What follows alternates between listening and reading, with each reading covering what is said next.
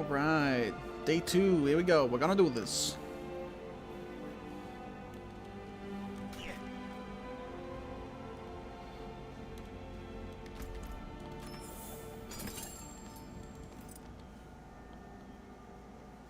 We're gonna kill some Goombas. We're gonna get into the castle, we're gonna save the princess, we're gonna get late.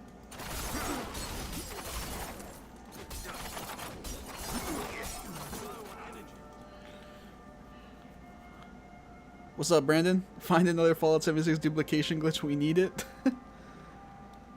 I don't even really know how many people we is for that game anymore. I have not played that game much in quite some time.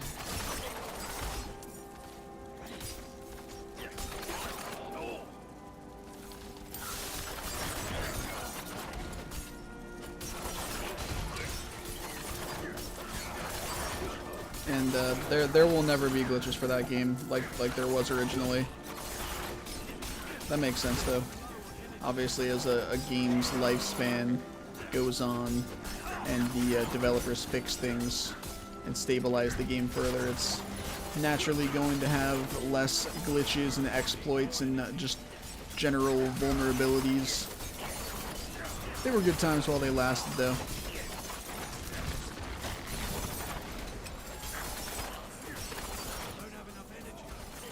A lot of people still play, surprisingly. Yeah, I know it's not like only a handful of people. I know that there's like a fair chunk of people that still play. Yeah.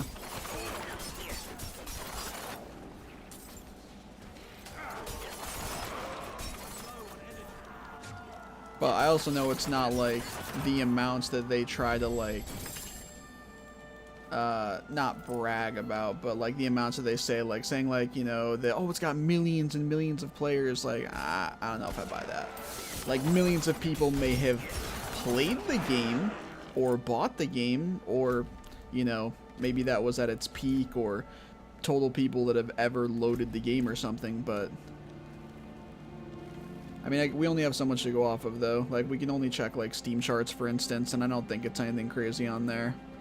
I don't think there's a way to check like actual accurate numbers for other platforms, unfortunately.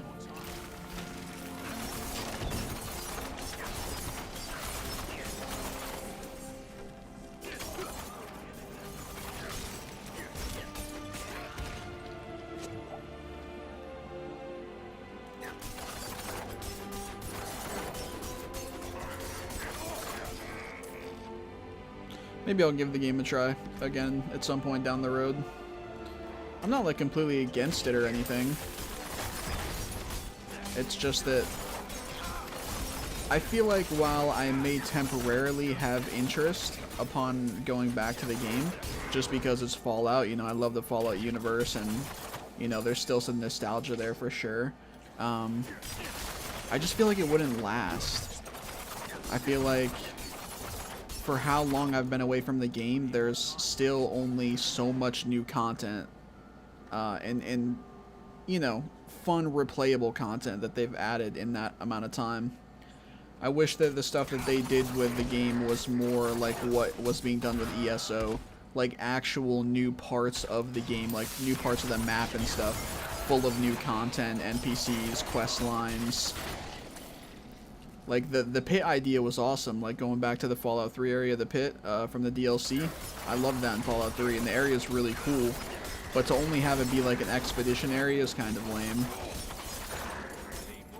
I mean, don't get me wrong, I didn't expect them to do some, you know, huge, expansive storyline connected to what we went through in the pit in Fallout 3 or anything.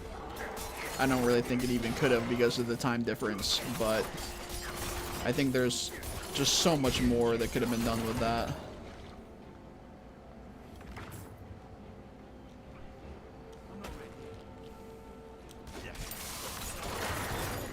But yeah, Either way, you know, like I said, I'm not against the idea of going back to the game, giving it another try. It just, you know, has to be the right time.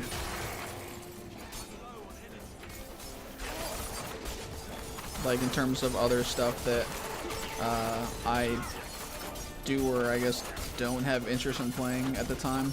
But considering Diablo 4 is out right now and I'm enjoying that, Starfield's around the corner, and then, you know, there's a few other things in the middle of all that too, like Remnant 2 releases tonight for early access, or in the coming days for everybody. Just, you know, a couple games like that in between to bide my time a bit. And then Diablo 4, I still play old school RuneScape a little bit in the midst of everything, and then Starfield around the corner. Yeah, so there's a good amount. And then if they actually end up releasing that Fallout 4 Next Gen update, which I hope they do, whether it's, you know, late this year or like by spring next year, I can definitely see myself going back and playing through Fallout 4, like, kind of fully again, honestly. Having better graphics, having better FPS, more stability across all that stuff. And then also whatever new content they add along with it, because I know they said that they were going to add some more mod stuff or Creation Club stuff for free with the update. So, I don't know. While I don't really see much of an opening for me to start playing 76 or having it be worth it, you know, the possibility's there.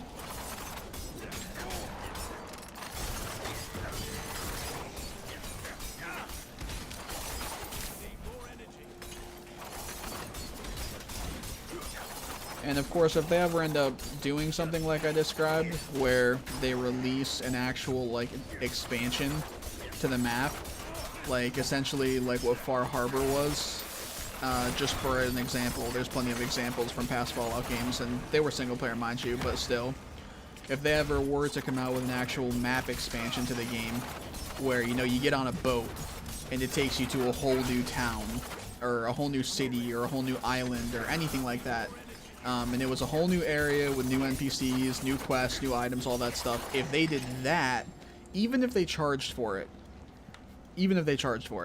I would actually, like, most certainly probably pick that up.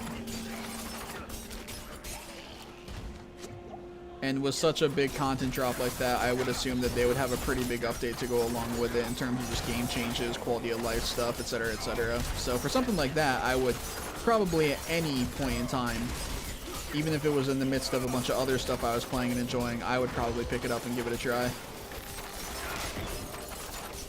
Outside of a situation like that, though, for me to go back and play 76, it's probably just going to have to be because I'm so, like, bored of other stuff or just wanting to throw something else into the mix. I don't think any sort of random update or, you know, new expedition or something like that is going to be enough to, on its own, bring me back to the game at any given point in time.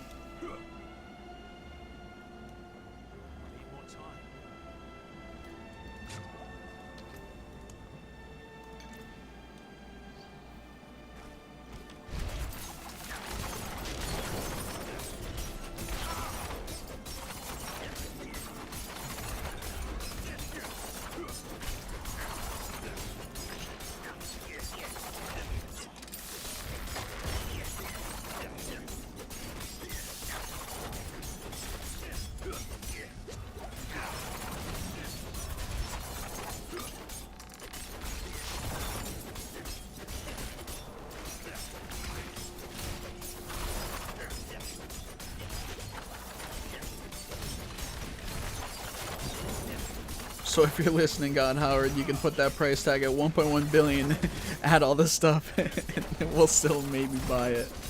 Exactly. I don't actually know who's leading that team of people, though. Like, specifically. The way that, like, Todd is leading Starfield as game director or whatever. I really don't even know who is the lead over at 76, especially now. I know that Todd was not the lead for that game. But I don't know, on the flip side of that, who is actually the lead for that game. Or if it's even the same lead now as it was when the game first came out. Wouldn't be surprised if it's not. Alright, on to the next dungeon.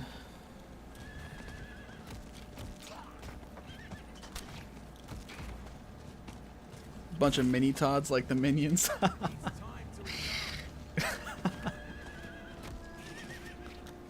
That would be something.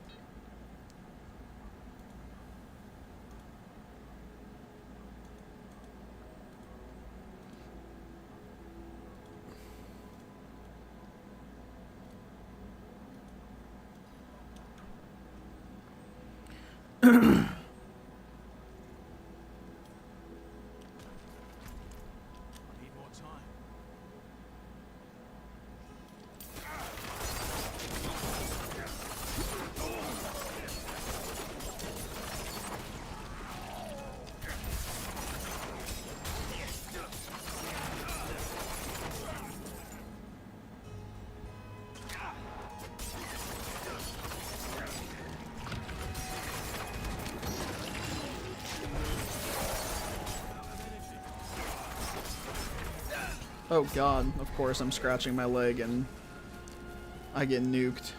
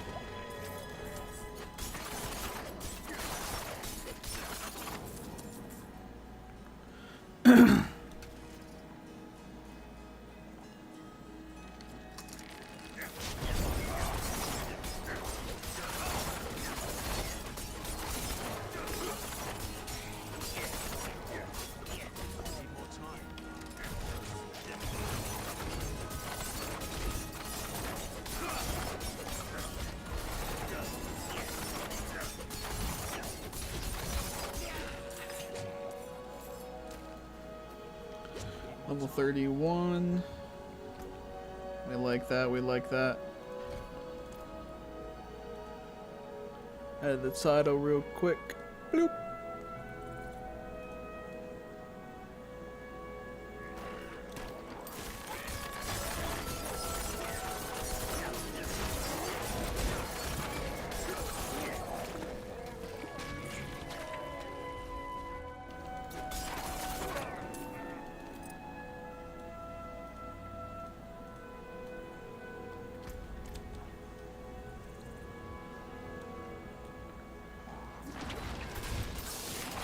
Oh, this might have been a bad idea. Jumping right into this.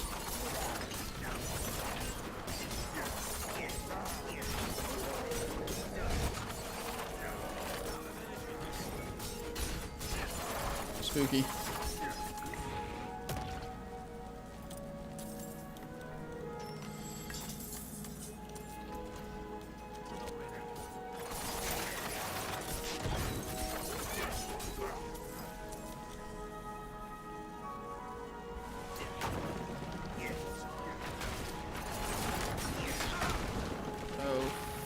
Flippers.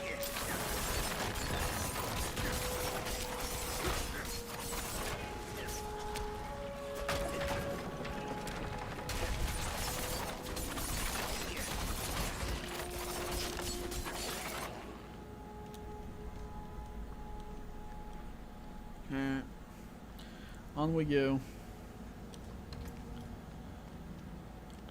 What, 7 more slots?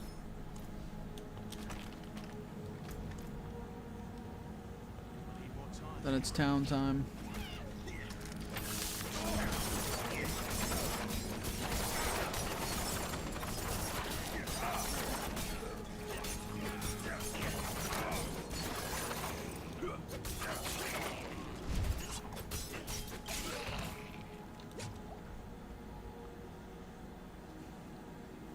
Hey, what's up, Granix? It's crazy people are still coming in here asking for Fallout 76. Sounded like my guy. It's been 3-4 years. Play something else. Yeah. It's been just over 3 years. I think I want to say it was the 9th of this month, the 9th of July.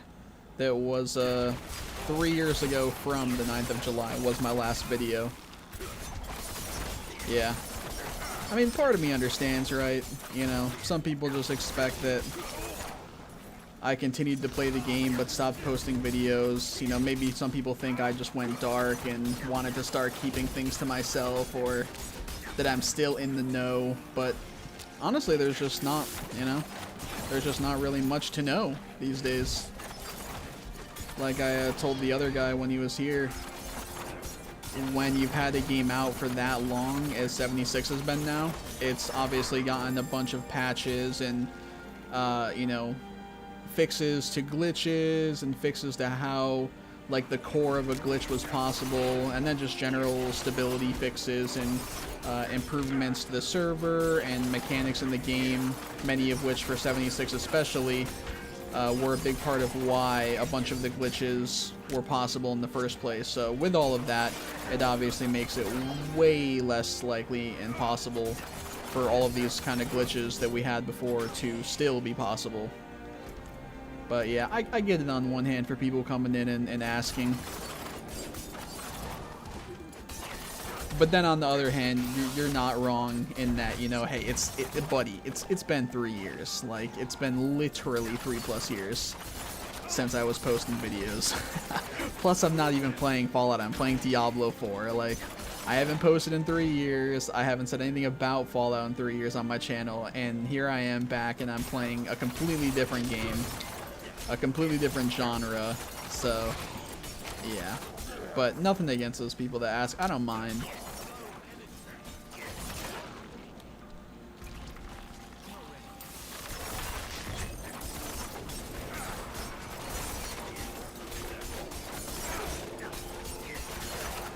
But I appreciate you stopping by, Kranix. Hope we're doing good today.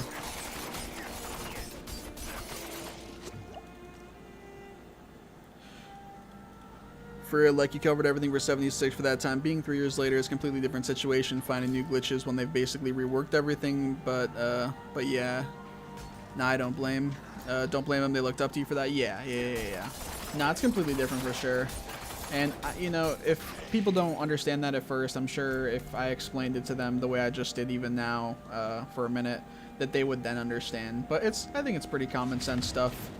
So much with the game has changed. I think anybody would be able to know pretty easily that, you know, hey, it's been 3 years, a lot with the game has changed, a lot with the game has been fixed and updated, so naturally there's not going to continue to be all these crazy glitches possible. But hey, you know, can't knock them for trying.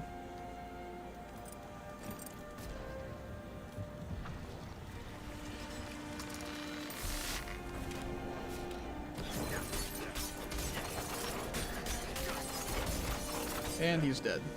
We'll go ahead and let the poison take him out. I don't even have space for this. There. Go to town real quick. Get rid of all this stuff. And then go back to finish the dungeon.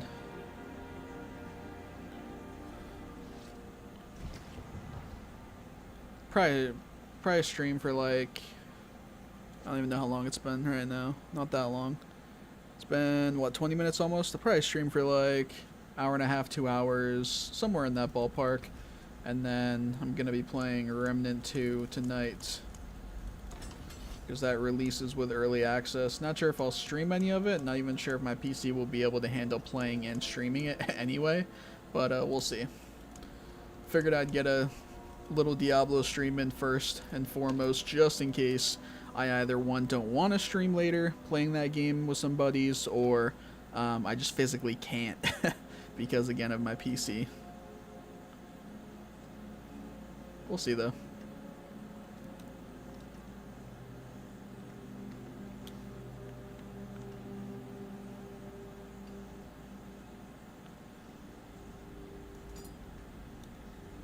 How do you feel about Diablo 4 season so far? Underwhelming, or you think it's fine? I don't know how I feel yet. I like the new socket, but is that enough content to get me back in? Remnant 2 does look tight. I've been thinking of getting it.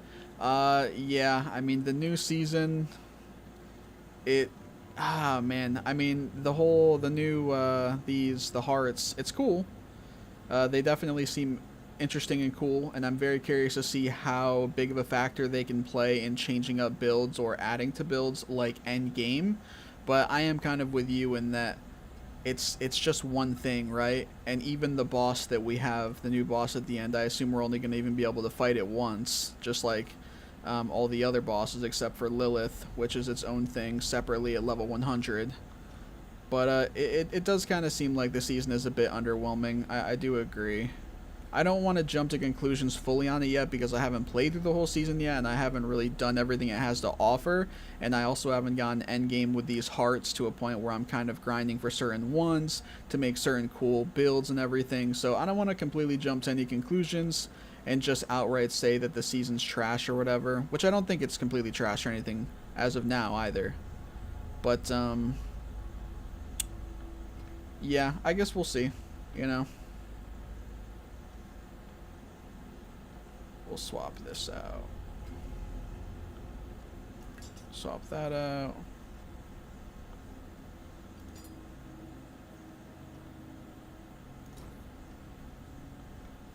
I think I think it's more so with a lot of people not being too happy with this season right now. I feel like a big part of it is the update that came along with it, right?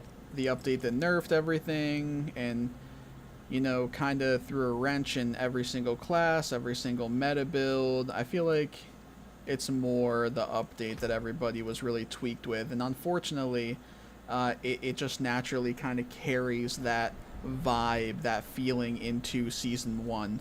There's really nothing that the developers can do about that. It's natural. If an update that's in a lot of eyes really shitty comes out right alongside your new season, even if the season's fucking incredible, because the update plays such a big factor in how any aspect of the game plays with every class, this season is inevitably going to be received and not that great. But I feel as though I can kind of put that aside, the update being kind of rough. I feel like I can put that aside for myself personally and still feel as though the season is like, you know, it seems sort of iffy, you know, not super content filled. But again, I'm only so far in. Maybe there's a lot more that I have yet to actually experience. We'll see. I like to think I give everything a pretty fair shake.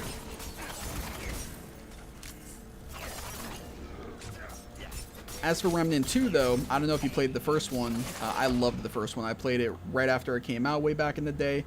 I played it like a year or two back, and then I played it again a few months ago in anticipation for the second one because that's kind of around the time they announced it. But I loved Remnant. It was a great time. And the DLC is also really good, but I'm really looking forward to jumping into the second one tonight with some buddies. I think it's going to be a great time. I love the whole idea of like a fully, you know, like smooth, like they built it around like being up to 3-person co-op, but then it's also like a Souls-like game, but also obviously with like guns rather than in Souls games you normally have like swords and axes and magic and stuff like that. So I think it's a really cool twist and take on those kind of games. And that also seems to be more pushing towards the idea of playing with friends. I know you can obviously play with friends in like Souls games and stuff as well, but it's, you know, it's always kind of been a pain in the ass to at least some degree, you know, with summon signs and all that stuff, and you have to be within a certain range of level or, you know, soul level, and then you got to put your summon sign down, and everything with connection has to be solid. But with Remnant, it's obviously like built around cooperative almost.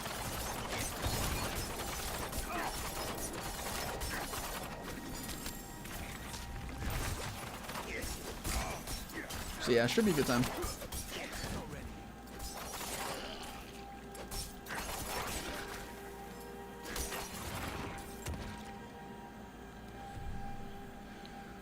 The update wasn't a good start. That negative energy really does carry over. I know all my friends aren't playing Season because they hated the nerf update. Yep, it really does. It really does, unfortunately, carry over that way.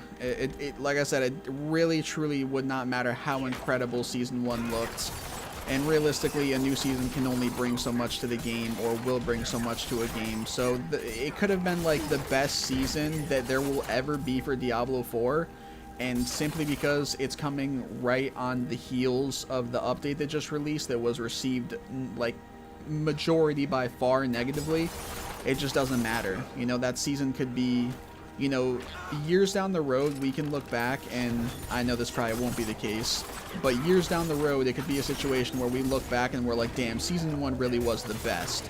But even if that was truly the case, because it came on the heels of this update that was super negatively received, it just carries over, unfortunately. But nah, I definitely, you know, I think that we'll see way better seasons in the future as well. I love I love the world of Remnant, and I almost said World of Warcraft. I love the world of Remnant and love those types of games, but I never really got into it since none of my friends played it, and I'm like big into co-op action, so without them I just never got into it. That's fair. That's definitely fair. Yeah, I'm a lot more likely to play a game like Remnant if it is with friends.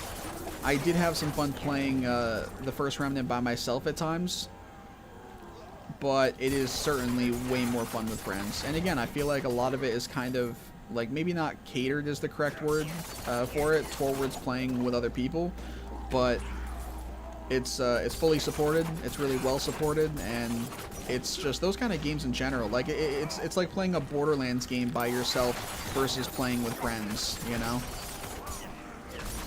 It's obviously going to be way more fun for most people if you play with friends.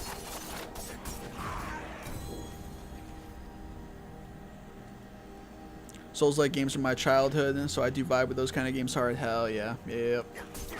I actually never got into Souls games until I guess it was right when Dark Souls 2 came out. I don't remember when that was.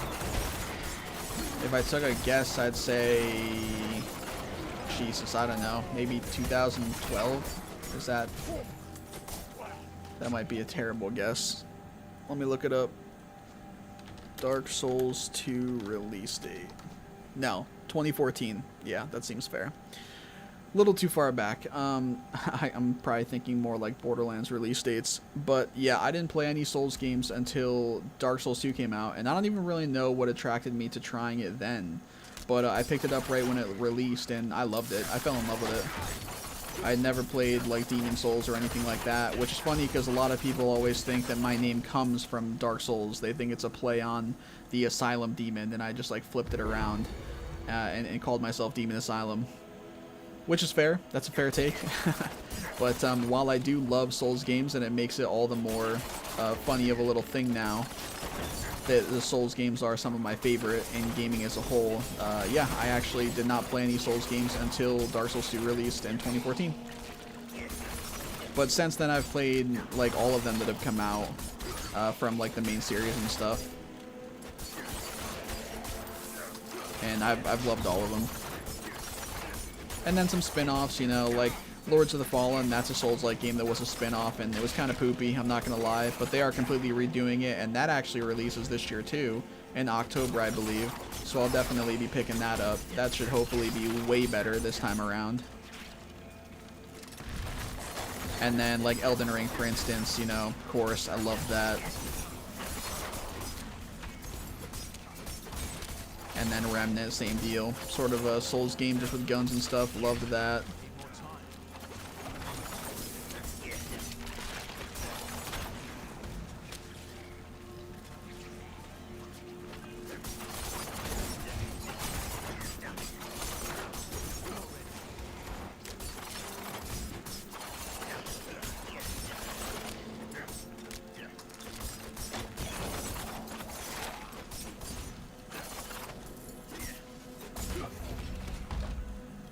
I kind of assumed your name was also a throwback to TS1. Looks like I was wrong. You are not alone. You are nowhere near alone. There's so many people. There's so many people. I used to get that all the time. Like when I was actively posting or anything like that, you know, I would get a good amount of people that would ask, about if that is what my name came from. I've even had like friends and stuff who are just big into Souls games, or just who happen to know about the Asylum Demon, the same deal, asking me if that's where my name came from. So yeah, you're certainly not alone in that. There's many people who did, and probably many that still do, just assume that my name is a play on that. Completely fair.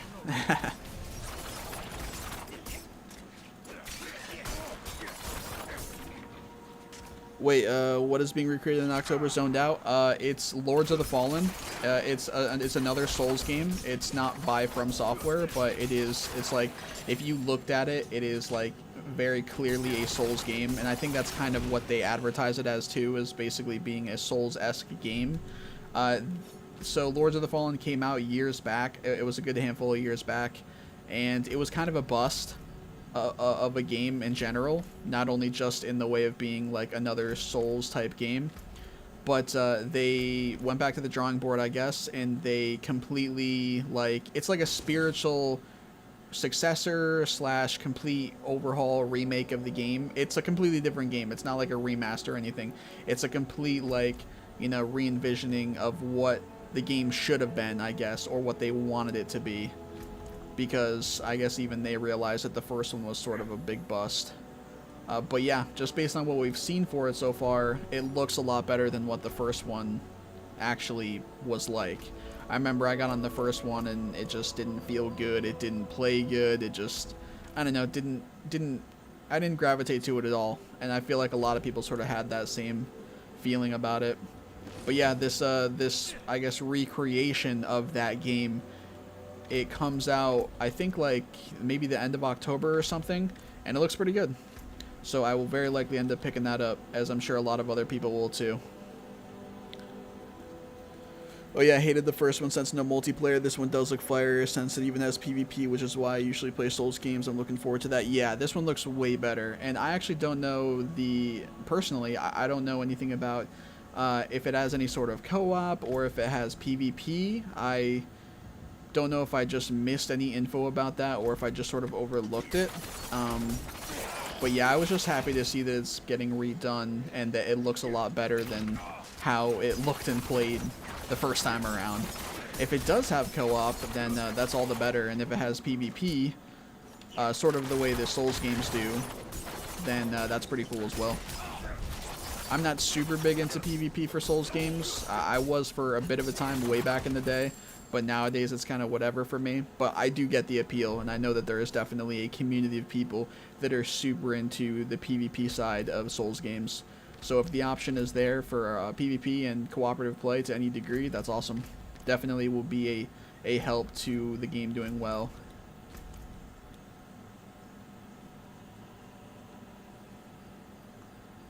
Ignore all the typos. I keep typing too fast. Nah, you're good. You're good. Hey, we all do it. We all do it. And I haven't had any trouble making out anything you've said so far, so clearly it hasn't been a problem. You're all good.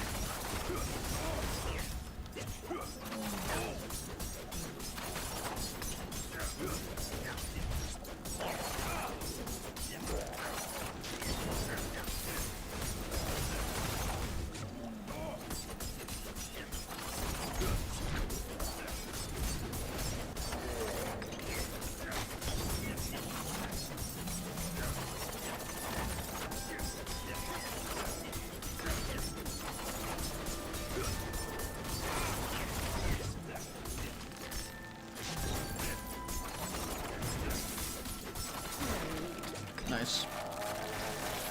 Easy peasy. Kind of. Took a little bit longer than I'd like it to, but I mean, got it done in the end.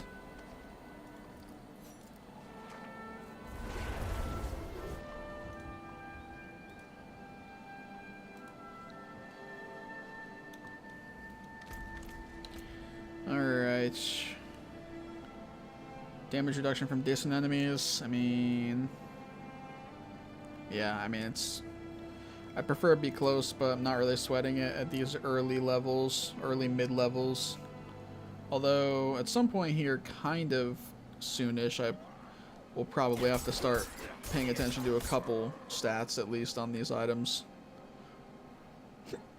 Oh, excuse me. This, for instance, we can definitely put on. This has damage to close enemies and basic skill damage versus just core damage. This also has higher vulnerable damage. So we can throw this on for sure instead. And that's probably it. Oh, this has +2 to flurry. So despite having -21 armor, oh, it doesn't have the crit chance though. Nah. We'll stay with what we got. It's probably going to get replaced soon anyway, quite honestly. And then for this, we can do the same thing. We can replace this. Physical damage. Critical strike damage. Yeah, we can throw this on. Why not? I swear, the Vicious Heart never procs. Or maybe I just don't see it. I might be clueless. I never see the stun grenades proc. You have 20% chance to launch 2 stun grenades. I mean, they're only doing 25 damage anyway. But yeah, I swear, I never see that actually go off. Oh, good. Alright, on to the next. I didn't even realize there's a dungeon up there.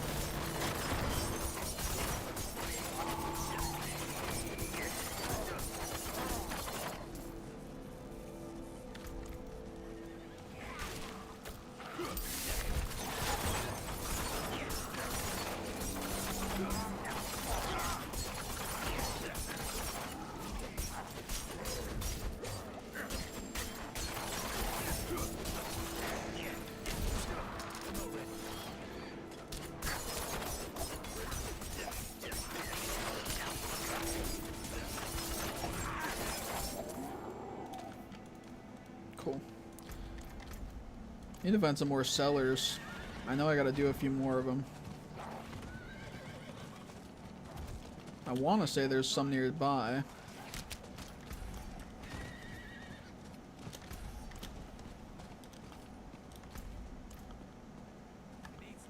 Guess I'll go hunting for a few of them after this dungeon, because this is the last dungeon that I have for this section. Yeah.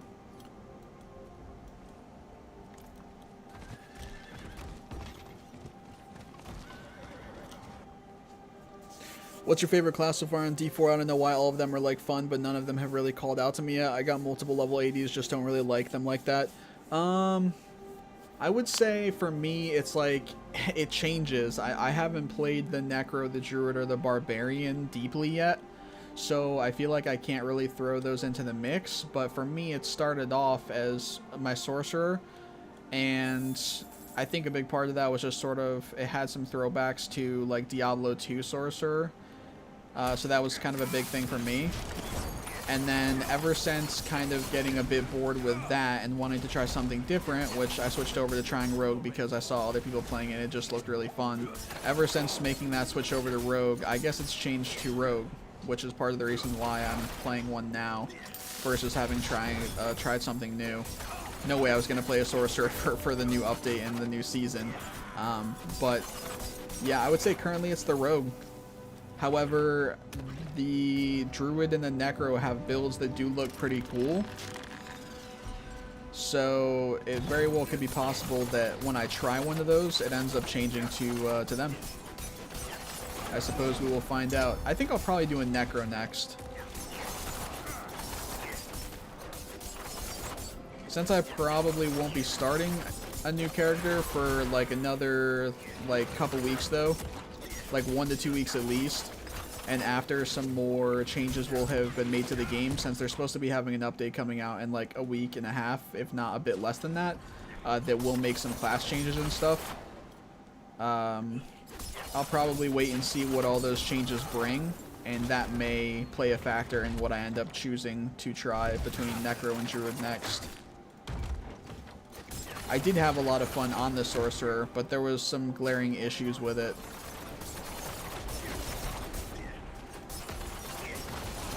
And it also just felt like I was very... It felt like I was very forced to run certain things.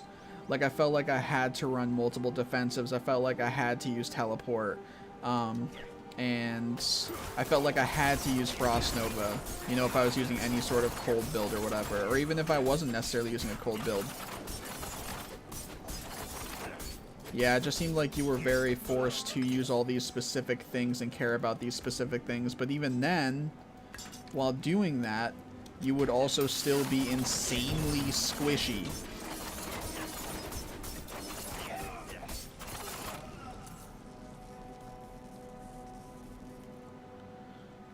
What's up, Sum? Should I try this game? I got it for free. I usually stick to shooter games, but what do you suggest I try in this game? I mean, if you got it for free, hell yeah. Like, what the hell? Like, I mean, if I got any game for free for the most part, but especially like a big one like this, and this AAA and everything, I would definitely give it a try. Even if you are normally just into shooters. Absolutely. As for what you would try, or what I'd suggest trying for like a class, I assume you mean on here, not Sorcerer. Definitely do not do Sorcerer, considering the recent update. I would try probably Rogue, Necro, or Druid. Maybe Rogue or Necro. I know Druid was pretty rough before any recent updates with leveling them up and kind of getting what you need to make the build viable, or make builds in general viable. Necro, I think, is more lenient, and Rogue, I know, is more lenient, and also a much better feeling of progression along the way. So, yeah, that's what I would say. Probably Necro or Rogue, though you wouldn't be going terribly wrong if you really gravitated towards the idea of a Druid or a Barbarian. It's not like those are complete, you know, buns or anything. Just don't do a Sorcerer. You'll have a miserable time. What's up, Dean? Holy shit, haven't seen you in a while. It has been a very long time. Indeed, indeed. I appreciate you stopping by. You too as well, Sam. Thank you for stopping by. And if you do try the game out, which again, I definitely recommend you do, if only simply because you got it for free, I hope that you enjoy it. And if you do try it, and whether you enjoy it or not, and you ever see me streaming this in the future, then, you know, feel free to come by again and give me your thoughts. I'd love to hear them. I'd recommend Necro if you like huge damage numbers and instant killing bosses and world bosses. Then it's hella fun. Just kind of basic and survivability is very mid. Throwing out huge damage numbers is very satisfying. It really is. It really is. There's a lot of things that are satisfying with certain classes, like the Necro, like having the Golem summoned and all your skeletons. A lot of people find that really fun and satisfying. I completely get that. It was super fun even back in like Diablo 2 when they weren't even anywhere near as good as they can be in this game. But yeah, even back then, the Golem and the skeleton summons were really, really fun. Yeah, there's some really, really good builds for Necro, definitely. Bone Spirit, Bone Spear, all that kind of stuff. Summons can be decent. I can't speak to all of it super in-depth following this recent update, because I do know some of it definitely got hit, but every class got hit, you know?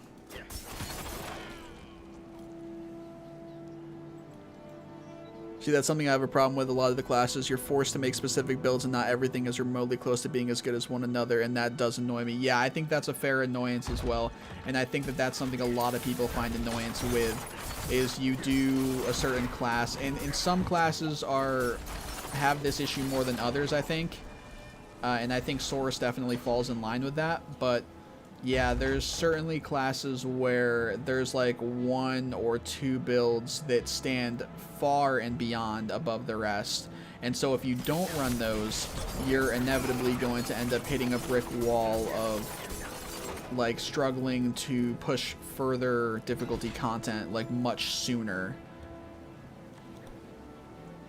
And it always sucks too, like if you're playing with friends or if you're watching streamers or videos and you see people playing a certain class or a certain build of a class, and you see them just plowing through stuff, and then maybe you're similar level with a different class or even the same class but running a different build, and you're just kind of on the struggle bus, and you're like, damn, it'd be great if I could fly through and drop the damage numbers and have all the fun that this person seems like they are. It's it can be discouraging. It can be sort of annoying. But every class does have top tier builds. You just have to, you know, I guess do a little bit of research to find out what those are, and then try to obviously get, you know, really good items for those builds. But I guess that sort of goes back to what we're saying is the annoyance of, you know, hey, you know, if you want to play this class, you better play this build or this build, because otherwise it's gonna be a bitch at some point.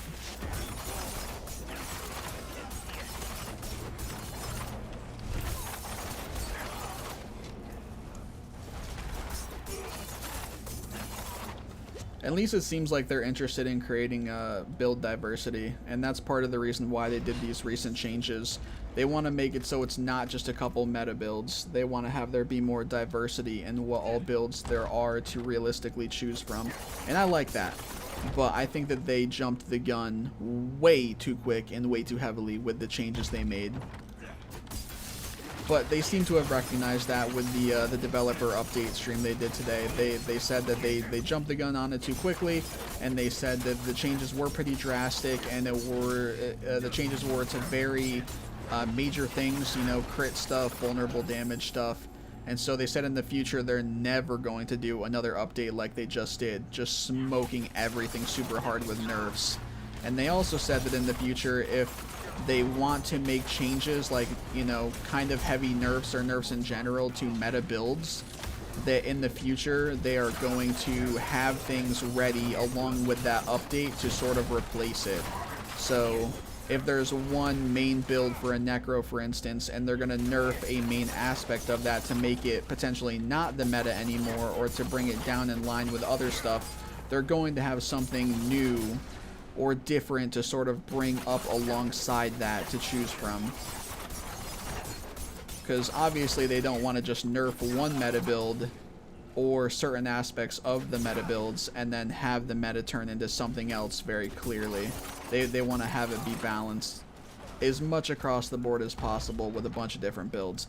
I don't think that's super realistic. I feel like it's incredibly hard for any game to accomplish that. But I do respect that that's what they want to do. And I do like that the way they're going to go about it in the future. I think that that's good. They shouldn't just be jumping the gun on nerfing the meta and then not having anything to sort of fill that void. It just makes the game not fun. Like, straight up, it just takes fun away from the game. But again, that's something even they acknowledge, is that they know the changes they did just straight up, plain as day simple, made the game not as fun. So they said they're going to do another developer stream update next Friday, and that within a few days from that stream they're going to have another update release for the game, and that is going to make some changes to classes and stuff. Hopefully, you know, maybe kick back some of the changes that they made, or to a bit of a degree anyway, and some things for the sorcerer in particular. I think they mentioned the barbarian specifically as well that they want to make changes to with this upcoming update.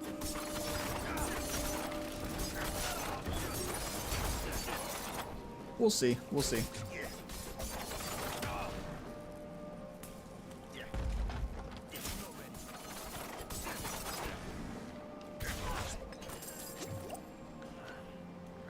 I can't wait to see the future of builds. Obviously, it's early right now, so we need changes and balances and whatnot, so I understand what they're doing. A year from now, everything will be perfect, I feel. It's going to take some time. It's definitely going to take some time for things to find their way, and for them to, you know, for them to figure out a way that works best to go about changing the meta and balancing things out. It's going to take time. You know, it always does for these kind of games. I think everybody understands that. I think everybody's just mad that they did such heavy nerfs so quickly and so out of nowhere and with nothing to replace them.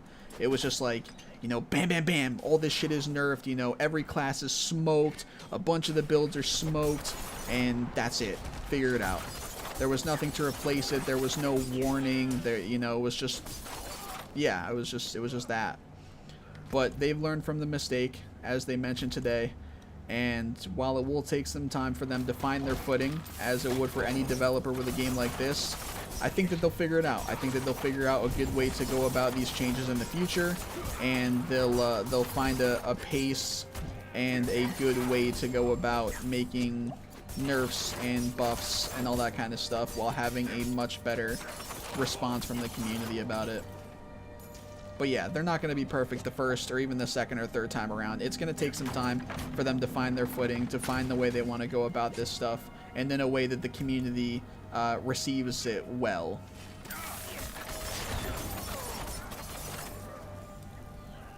And in the meantime, if players want to just not play the game, you know, in the meantime, if players are like, okay, you know, yes, I understand that, but in the meantime, I don't like what they're doing right now. And so if people want to step away from the game for a bit and they want to wait until another season or two down the road and a bunch more updates have come out and they have found that footing more and everything, I completely understand that. I think they probably understand that too. There's definitely going to be a group of people that are not going to play the game for this season and that are probably going to wait for another season to come out, maybe even a couple. You know, they'll take a good while to play other games in the meantime and for more updates to come out for the game, more things to get figured out, and then they'll give it another try down the road. I think that's fine, you know, to each their own, obviously.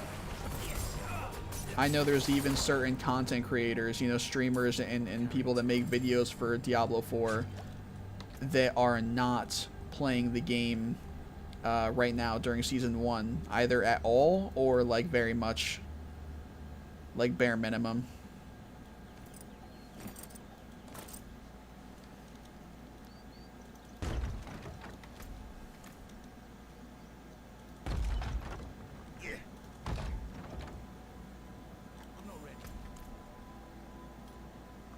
Alright, man, I gotta hop out now. I'll catch you in your next stream, but enjoy the D4, and in your next stream, I'll hit you up, see how you're enjoying Remnant 2. Take it easy, brother. Have a good stream. Hey, appreciated the bunch, Granix, for showing up in the stream yesterday, as well as again today. Means a lot. It was good chatting with you, and absolutely, I look forward to talking again in the future. Take it easy.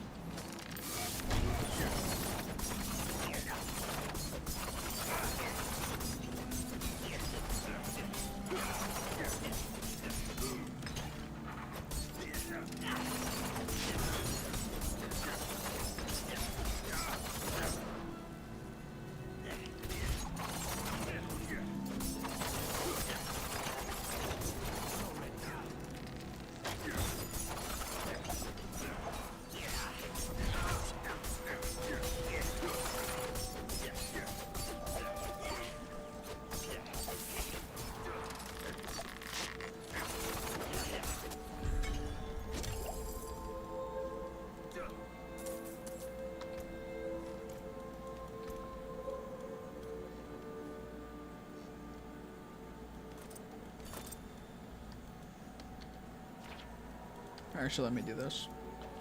We'll leave dungeon, and then we'll go to town.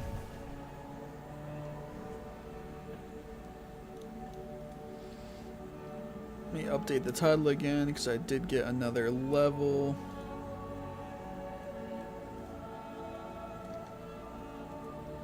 Here we go. Now we'll go to town.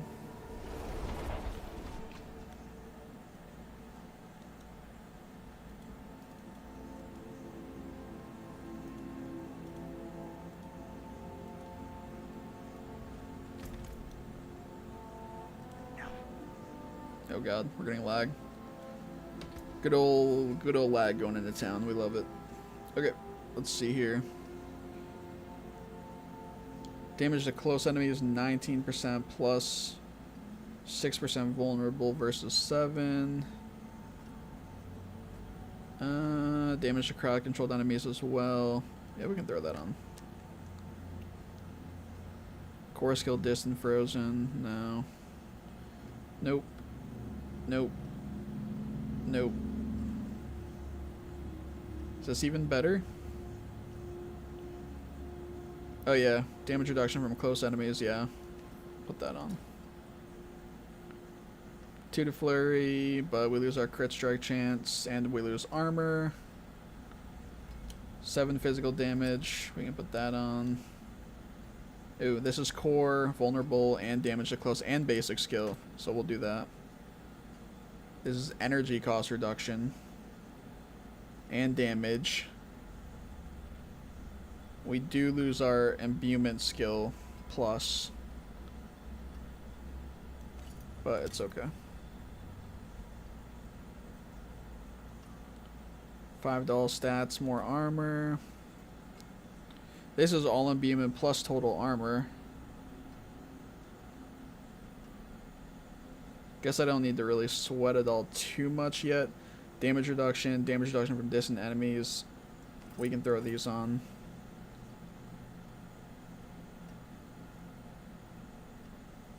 And I think that is basically all we need to do.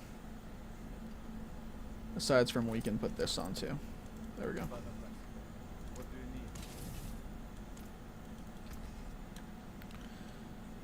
Alright, and then we have these legendaries, which this one we don't need the effect from. Shoulder frozen enemy, no, we don't need that. And we don't need this either because we don't use grenade skills, and it's also not a perfect roll, so I don't have any interest in keeping it. Oh, thought I needed to repair. We're all good though. And then we have some hearts here and some gems. The gems we can go toss in the stash.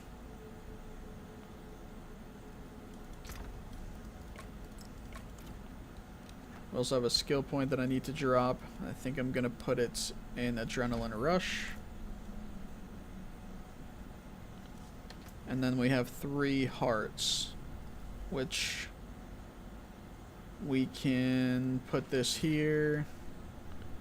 And then we have 2 of the purples. And we're going to do this one. And we'll break down this last one.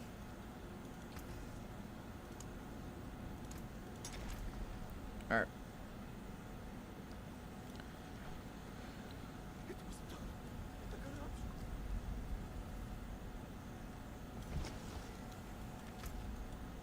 So... oh, I'm getting attacked. Now what we need to do is... oh, we pulled this season. There we go. We need to do 3 more cellars. We need to do a stronghold. We need to do 1 more malignant tunnel. 3 more waypoints. Upgrade another item. Alright, so let's focus on 3 more cellars. Stronghold. Malignant dungeon or whatever. So let's work our way down here, I guess. Actually, that's a dungeon I've already done. I should probably do one that I haven't completed yet, but that's also a malignant.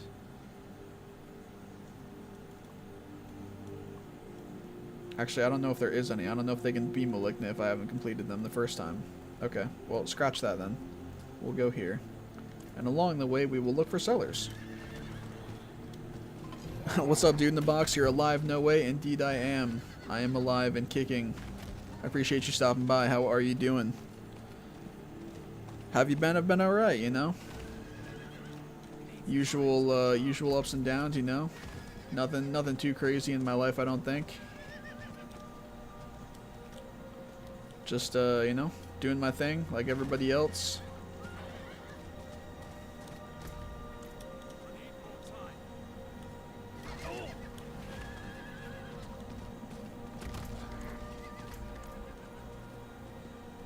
Need to find some cellars. Need 3 more.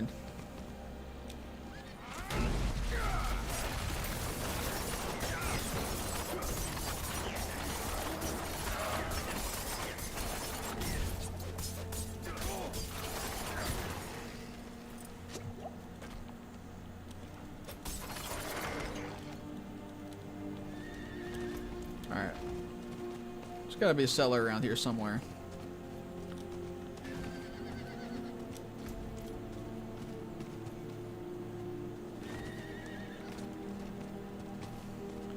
Why you stop making content? I would wait for you to upload every day. I apologize. Yeah, I just, you know, I was doing the 76 stuff last. Oh, treasure goblin. And I just got kind of bored of the game. I got bored / burnt out from the game. The burnt out part definitely partially came from me doing videos for it as well. But I also just anyway kind of was getting bored of the game and wanted to take a break from it, so...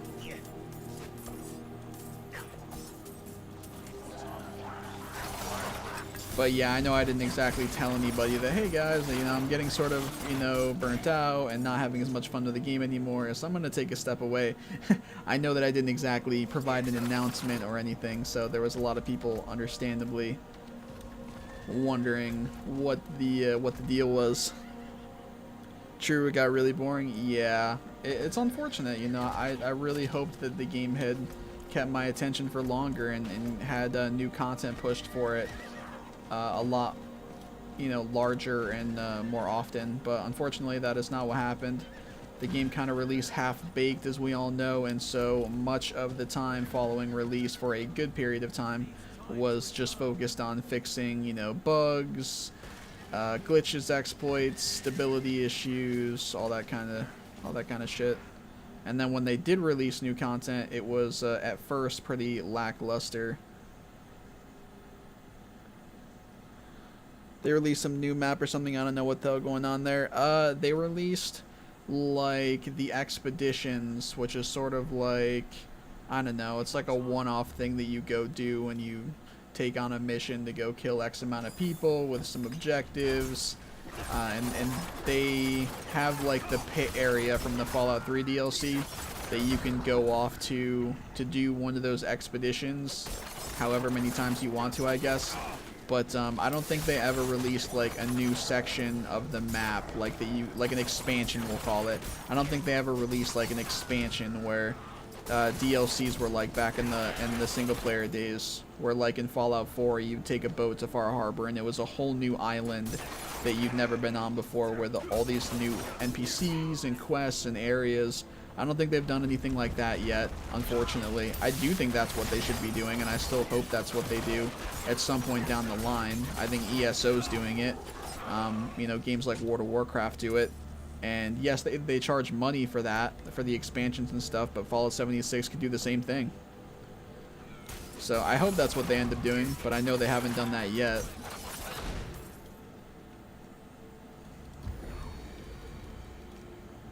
If they actually started to release like genuine expansions and stuff, and even if they had people pay for them, which if they did make people pay for them, they would have to be, you know, they'd have to be full-on new areas and NPCs and quest lines and items and stuff. If they did ever do that, I would definitely try the game again. That would be something that would make me, no matter what else I was playing at the time and enjoying, I would, you know, also throw trying Fallout 76 in the mix of all that again.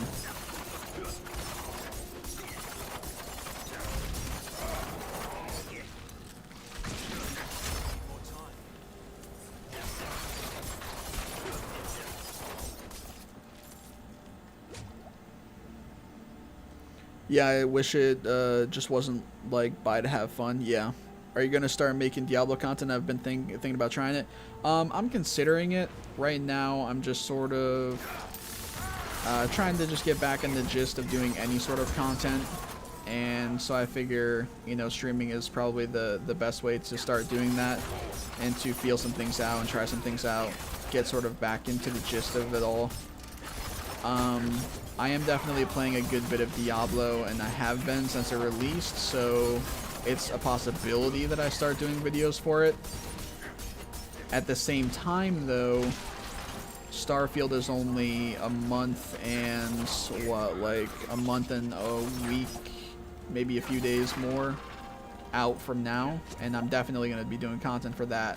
Not to say I couldn't do content for Diablo as well, or up to that point, but, yeah, I would say the potential is there for me to do Diablo content.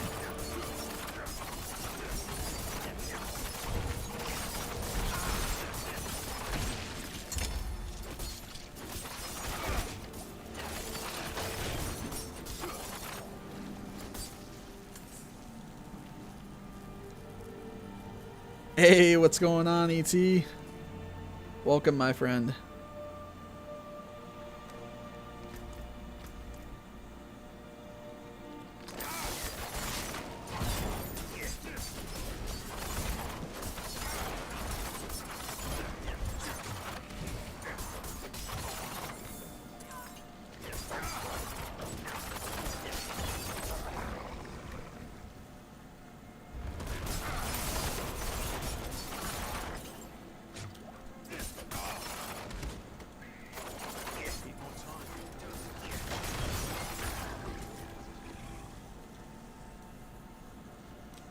Okay, that's blocked off.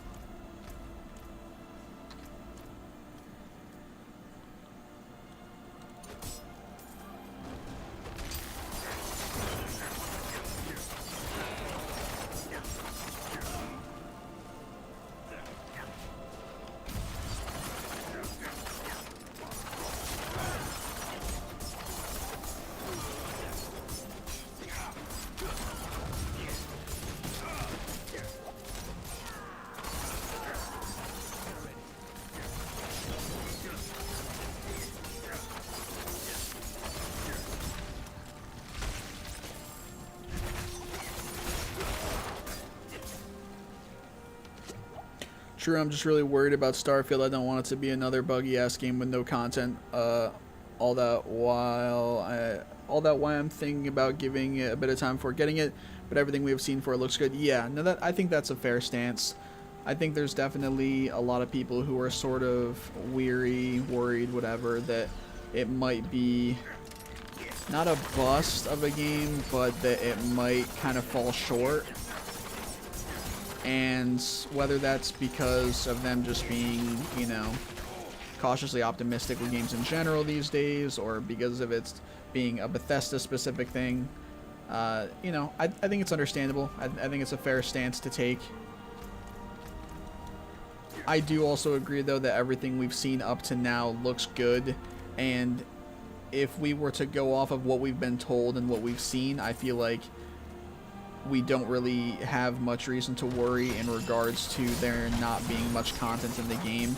As for how buggy it is, I would hope that the fact that the game's been in development for so long, the fact that it's on a newer version of their engine or whatever, even though it should be on a completely new one in my opinion, most people's opinions probably, and then also the extra time it got from delays to getting some extra polish or whatever, I would hope that with all those things being said and being the case, it would make it more likely that it's not a complete buggy mess. Should we go into the game expecting it to be flawless, expecting it to have no bugs, no glitches, or anything? No, absolutely not. And that's not even the Bethesda thing either. That's just games in general. Like, any game of that size especially is going to have bugs. It's going to have some kinks, you know, all that kind of stuff. There's going to be some hiccups along the way, and we just have to accept that. Now, if it's game-breaking stuff, and if it's, you know, experience-breaking stuff, you know, blocking progression, you know, crazy crashes, performance issues, all that sort of stuff, that's a different story. If there's major issues like that right off the rip of the game, then that's a whole nother story, obviously. But I'm hoping that we don't have major issues like that upon release. But as for, like, there being a ton of content in the game, and even more so, like, such an endless amount of new content that they could bring to the game, I don't think there's any worry with that, personally.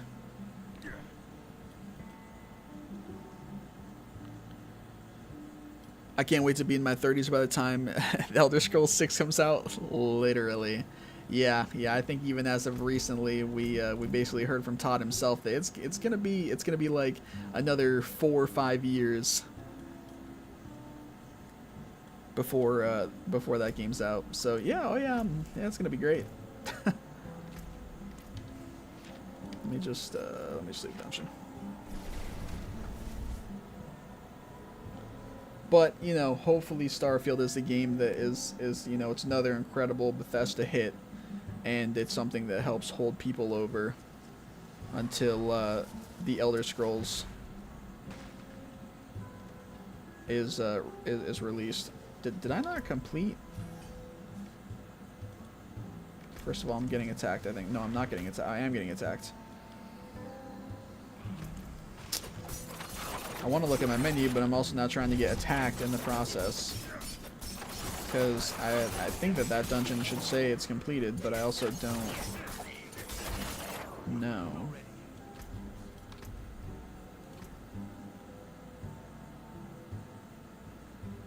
Oh yeah, we're good. Complete malignant tunnels available after. Okay, so I got 5 out of 5 now. So I still need to find 3 sellers. So I think that's what we're going to do. We're going to ride around and try to find 3 sellers. Yeah, there's a lot of cool mechanics in there, like the marriage system and parent system too. I just want to be a space pirate. Yeah, I feel that. No, there's definitely a lot of cool looking mechanics in there, and just sort of using your imagination. And even if we're just going off of exactly what they've told us there is for the game to offer, yeah, there should be no lack of content. Now, don't get me wrong. Now, they say that there's like 1,000 planets or whatever. I'm not unrealistic. I'm not stupid. I hope that everybody is, you know, sort of keeping a level head about them saying stuff like that. 1,000 planets sounds insane, right? But let's keep in mind, and hopefully they've said this themselves too, I think they have probably, that some of those planets are only going to be for you to go and get like resources from very quickly. You know, every single of those 1,000 planets or however many there are not going to be those of which can all be explored to a crazy degree, and that you're going to have, you know, unique items and quests and interactions from. That would obviously be insane. If any game gets to a point where you have 1,000 like planets with a bunch of stuff within them, and that you have all these unique experiences and NPCs and interactions and items and stuff on them, that would be absolutely nutty.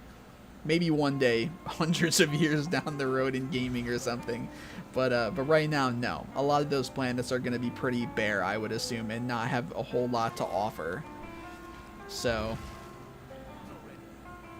don't get me wrong, alongside that, I'm sure there'll be many planets that that do have a ton on them to offer, and that do have, you know, quests and, you know, dungeons or whatever they'll be called, and unique interactions and all that sort of stuff. But yeah, I hope people aren't being too unrealistic, expecting it to be like endless, and for every single planet to be some crazy, memorable, unique experience. Also, I'm pretty sure this event unfortunately bugged for us, and so we're not going to be able to get the mastery for it. Enemies just stopped spawning for some reason.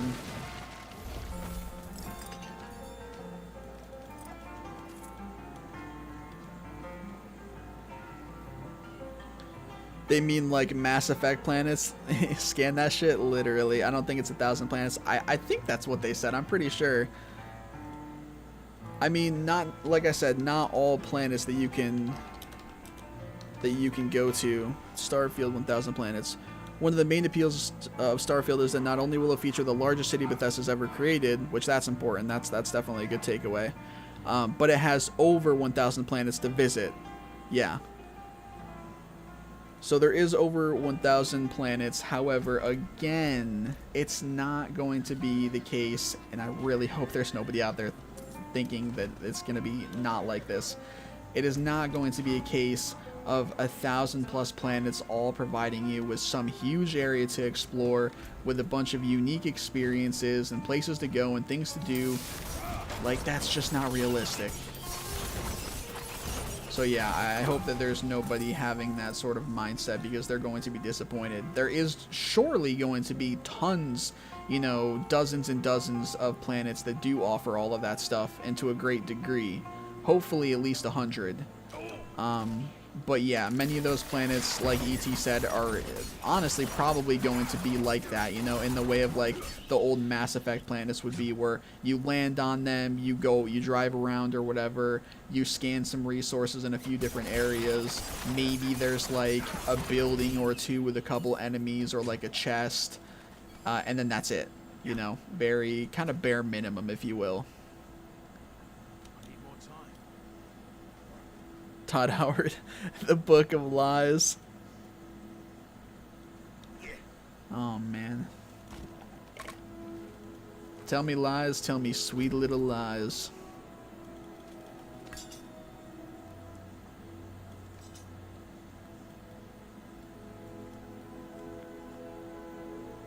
The liar in the Elder Scrolls Todd self-insert. Oh no. Oh god. You're doing Todd real dirty. But he has been known to tell some sweet little lies.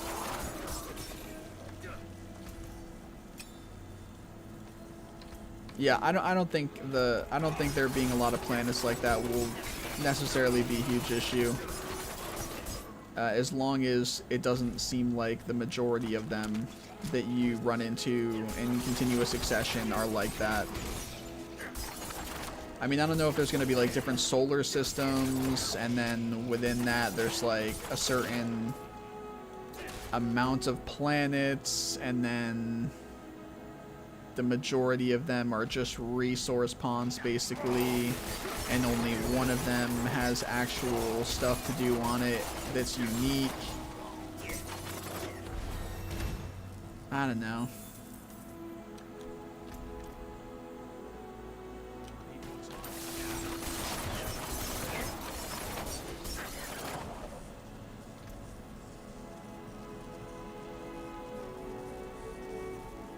Yeah, basically most planets would be loot and resource pools, which isn't the worst thing. No, it's not the worst thing in the world or anything like that. Like, you know, it's inevitable that that's going to be the case with a lot of them. It's just the way they word things sometimes is misleading. Yeah, absolutely. Yeah. Like it's like buzzwords that get used and stuff, and to come out and be like, oh, there's over 1,000 planets and there's so much to do across all of those planets. But in reality, 900 of those planets could just be resource ponds. You go, there's maybe a building or two, a few enemies, a chest here or there, and then a few different spots to get resources. And the main attraction is the resources, obviously. And if you don't need the resources, well, then there's really no attraction at all to go to those maybe later on, you know, towards quote-unquote endgame. But, yeah, like the way that it's worded and the way that they're putting it across can definitely seem misleading for sure. I need to check this page real quick and see where I'm dropping this skill.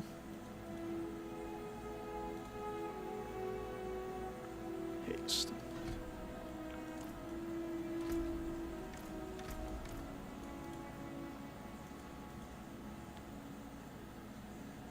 It's for the promotion. They have to try to find a way to hype it up. It definitely does help hype it up. 1,000 planets is still impressive. Even if, like I said, like even if 80 to 90% of them are like resource ponds and a little bit of this, a little bit of that, nothing too crazy, it's still impressive for sure. But yeah, there's a huge difference between 1,000+ planets that all are offering you some kind of uniqueness and, you know, cool experience versus 80 to 90% of them just being sort of the same thing, or many of them being basically the same thing, or cookie cutter or whatever, and then just only providing some resources.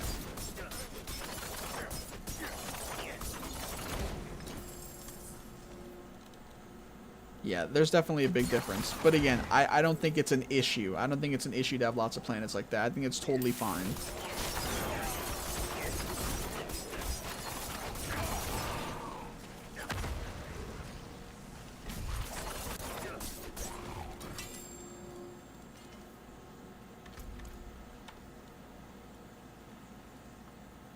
"16 times the detail."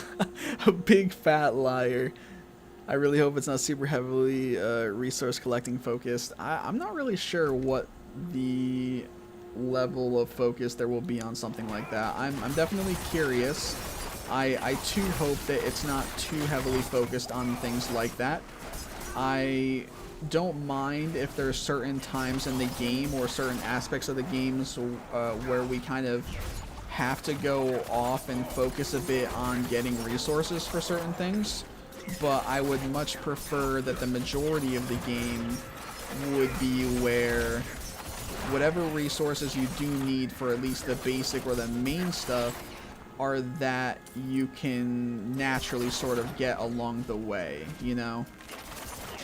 I don't want it to feel like a burden, basically, is what it comes down to. I don't want to feel like my progression's being heavily held back and for a long period of time, more importantly, because I need X amount of resources first. And alongside that, I don't want it to feel like a chore. I don't want it to feel like a job or a burden, you know? It'd be much nicer being able to get at least a majority of the resources we need throughout the game for, you know, the basic and main stuff. It'd be nice if we kind of just got those along the way while doing main story stuff and then some side stuff. Maybe a little bit of exploring here and there. If it just came naturally. I know that it's impossible to create that type of consistency across everybody's gameplay experience, but I do hope that, again, it's at least not some big wall between you and progression, and that feels like a big fat chore.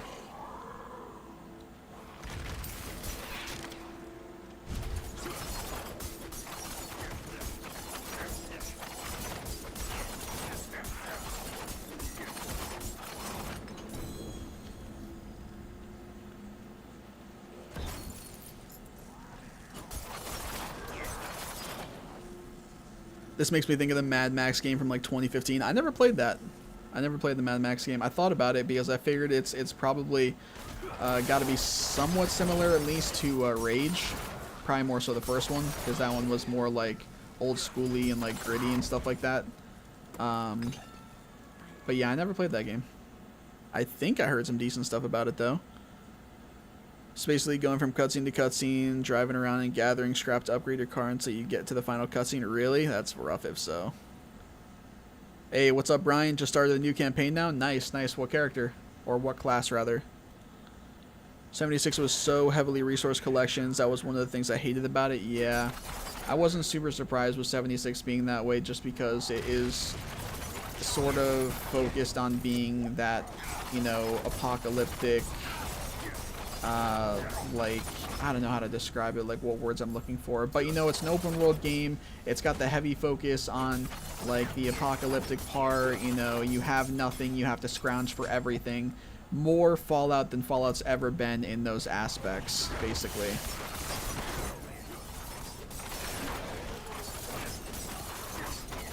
So I wasn't super surprised that 76 was like that, and also especially because versus any other Fallout game we had previously, there was more things in the game. There was more categories of things in the game, and there was more things within those categories that all required various resources more than any other game prior.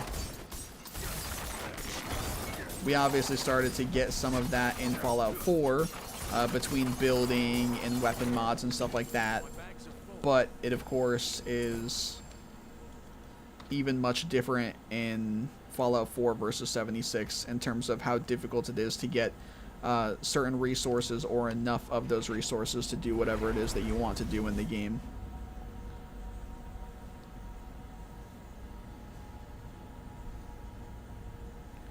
You started the Rogue? Nice, nice. My eternal character is a Necro? Okay, okay. I like that too, I like that too. Oh, I'm getting some heavy lag coming into town. And I clicked onto the screen during that lag, and we're going right back to where we came from. Do you have an idea as to what you're doing for like a build that you're going to work towards for your Rogue, Brian? Or are you just kind of playing it by ear for the moment as you level up? Mad Max game was alright, but it's the same type of game as Mafia 3 where you go around doing missions or clearing enemies out of the territories on the map. Gotcha. Okay.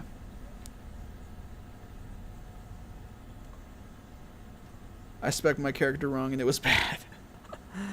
Yeah. That I think it's a bit less punishing nowadays with 76 for stuff that they've added, I think. But right off the rip of the game and for a good while, it was rough, yeah. If you went the wrong way with your character, you were fucked. I just want a New Vegas remake at this point. Yeah, a New Vegas remake would be incredible. A Fallout 3 or a New Vegas remaster / remake of any kind, I would be ecstatic over. Fallout 4 remake would be cool.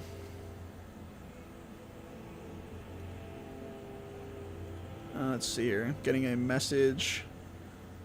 YouTube is not receiving enough video to maintain smooth streaming. As such, viewers will experience buffering. I do not know what that's about. Let me see.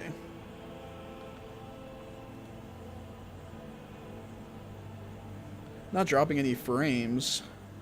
So, I don't know if that's an internet thing or what. I guess you guys can let me know if the stream's lagging or anything like that. Or if it's buffering for you at all.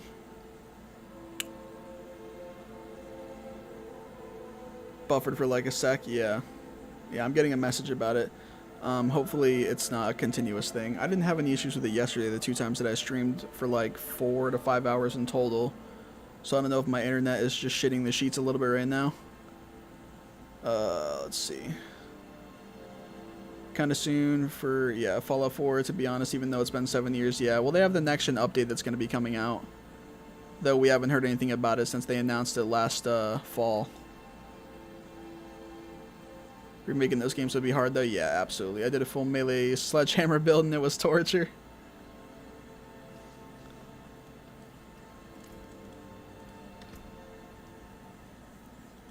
Let's see. Let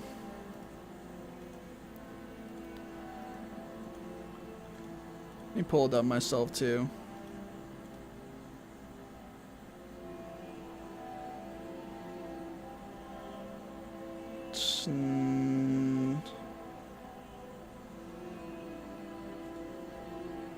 Seems okay, I think.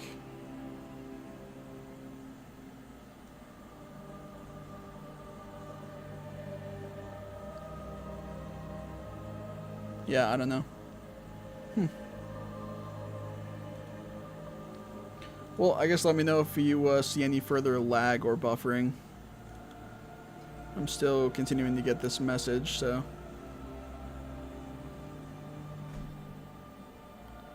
Really hope Fallout 4's next gen update isn't like Skyrim Anniversary Edition where all the mods are broken for a year. Yeah, that would not be ideal.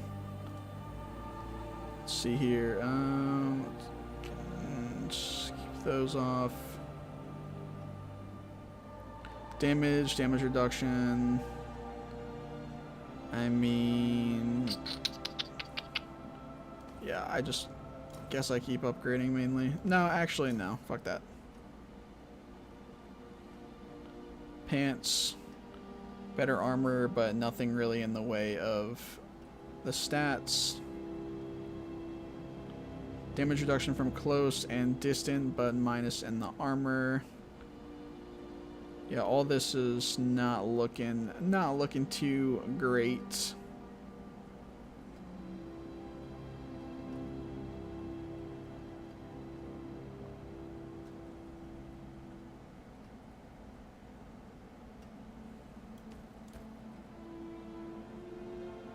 Yeah, we can get rid of all that, I guess. Oh, whoops.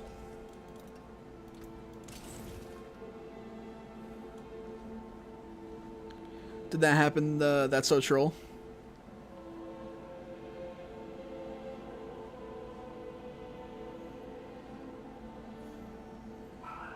Yeah. Yeah, it was rough. A little bit.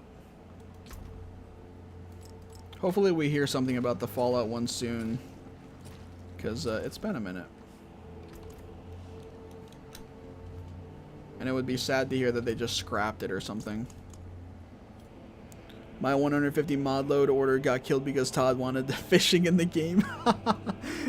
Oh no, dude. Yo, it's fishing though. Come on, man. Oh god, that's rough.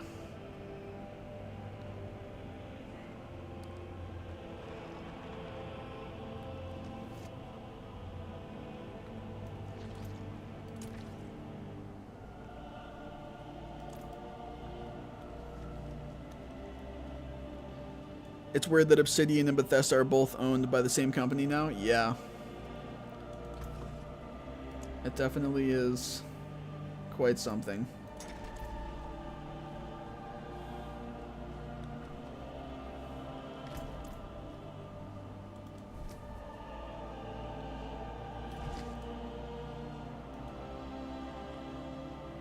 And that they've basically done nothing with Fallout? Yeah. They just, I don't know. I mean, I guess they, well, they have the Fallout show, of course, and then they're continuing to have stuff released for Fallout 76. So I guess they're just under the impression that that's enough new stuff for Fallout for now. I mean, they announced the Fallout 4 Next Gen update, but again, they did that late last year, and it's been radio silent ever since. So, I'm not really sure where that stands exactly. Sort of concerning. But then, even with the Fallout 4 Next Gen update, alongside the Fallout show stuff, and alongside whatever they're putting into 76 over time, it's still, like, not really that much. Like, I guess it's sort of keeping Fallout going a bit, and somewhat keeping it in people's heads. I mean, if they're a 76 player, then yeah, they're good. But outside of being a 76 player, there's not really anything going on. There's really nothing to get super excited about, or to get involved with, or to keep up with.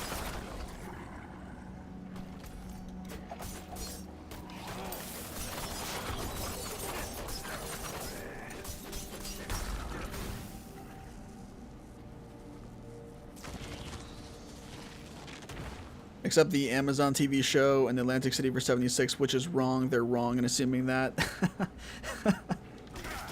Yeah, I personally don't think it's enough. I think that there needs to be more going on for Fallout. I think Fallout deserves to have more going on for it. Rather than everybody knowing, or at least being under the assumption for every reason in the world, to be under the assumption that Fallout, a new Fallout game, is on the back burner until The Elder Scrolls 6 comes out. So under that assumption, which Bethesda's given us every reason to have, because, you know, they say Starfield, and then after that The Elder Scrolls, and then after that a new Fallout game. You know, they've said that that is the order to us many times, including recently. So while under that assumption, and with us knowing it's not going to be another, like, 4 or 5 years for even the Elder Scrolls, we're naturally going to be thinking, okay, new Elder Scrolls game in, like, 4 to 5 years, and then another, like, 5 years plus after that, potentially, we get a new Fallout game. So for us to go that long with only, you know, some updates to Fallout 4, for instance, if they do this next gen, for the Fallout TV show, and whatever they continue to bring to 76, which is not that massive, mind you, because they're not adding paid expansions, they're not adding whole new sections, like, to the map, and adding, you know, expansive areas to travel to from the original map. They're not doing any stuff like that, really. So with all of that in mind, like, especially as years and years go on, it's just going to feel so lackluster for the Fallout universe, for what we have offered to us, and what we have to, like, keep it in, like, fresh in our heads. Like, it's really not that much.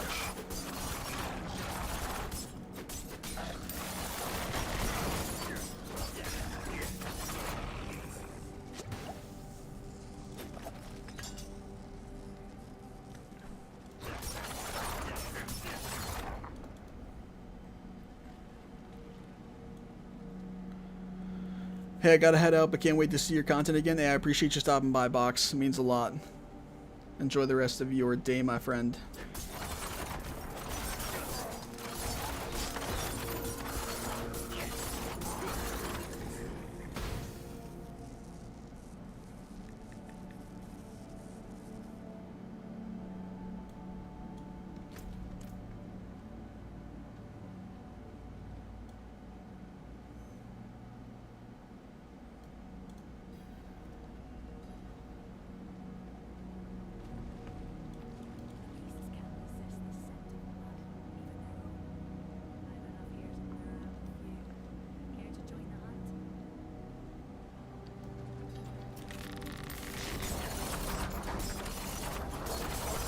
See what if we can do this or not.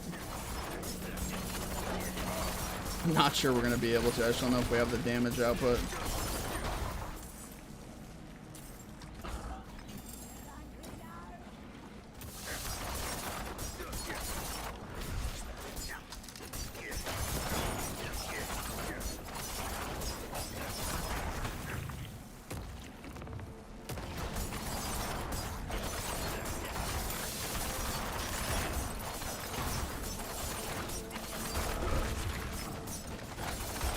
Yeah, definitely not. Nowhere near enough damage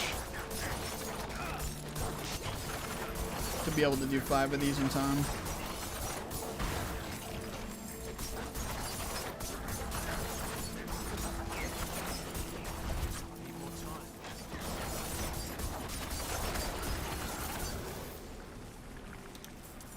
Unfortunate, but not a biggie. Got some crushed beast bones, which is good.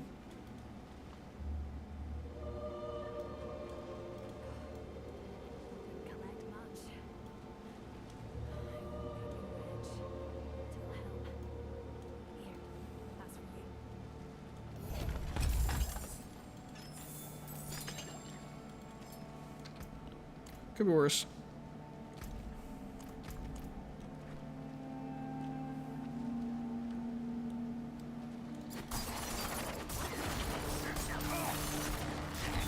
What the fuck? My guy just flew all over the place.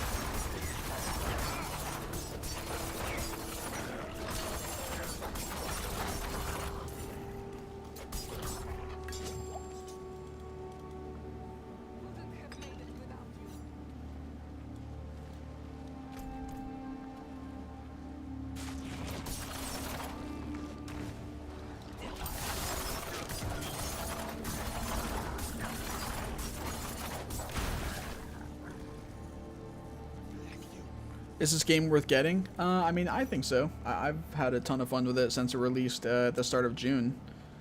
I guess it helps if you've played previous Diablo games or if you're into ARPGs. But, I mean,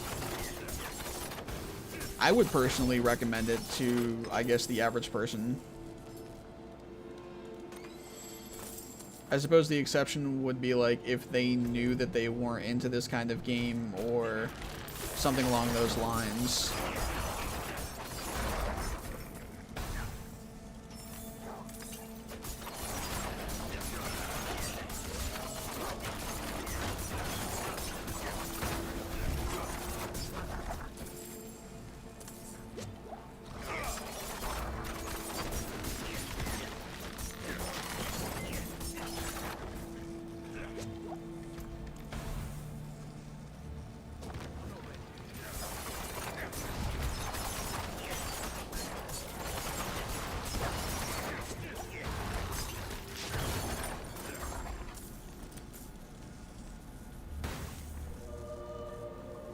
I had some friends who were all trying to do that challenge or content at launch. It was to get your name in the game or something. Oh, yeah. Being one of the first 1,000 people, I think it is, to get to level 100 on a hardcore character. Meaning if you died, your character was, like, gone. So if you died once throughout your progression to get to level 100, then that was it. Like, your character was done forever. But yeah, the first 1,000 people who achieved getting to 100 on a hardcore character, obviously without dying, they had their names, or are having their names, get put on a statue of Lilith, which is in like the Blizzard headquarters or something like that.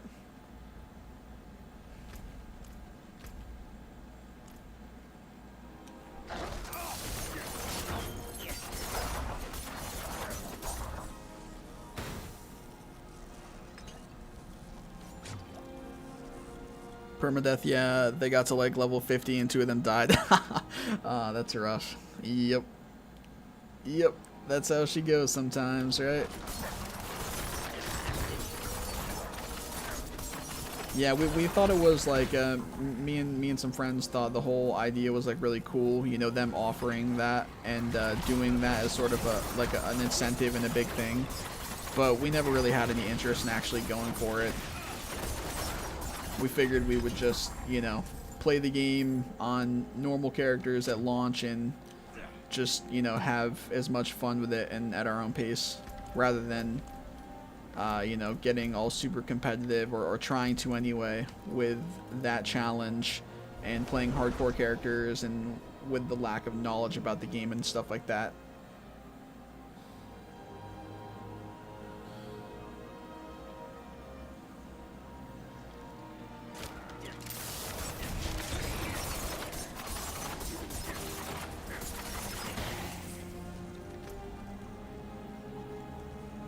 Alright, I seriously need to find some sellers.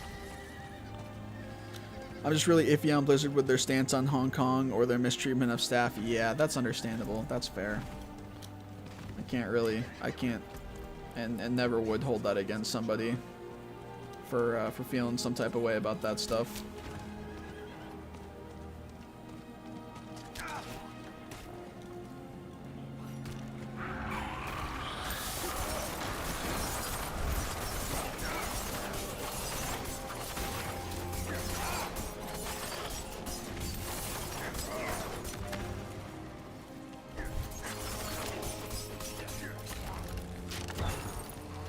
God, I'm CC'd, I can't heal. There we go.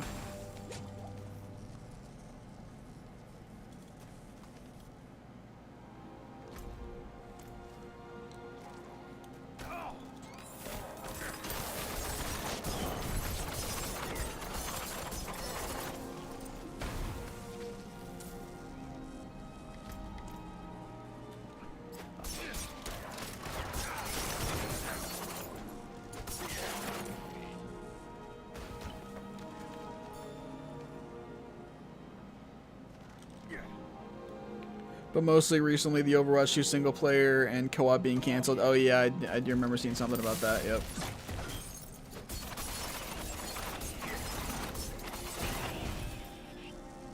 That shit was gut-wrenching to me. I've been waiting for it since 2019 and hoping for it since 2017. Yeah, that blows then.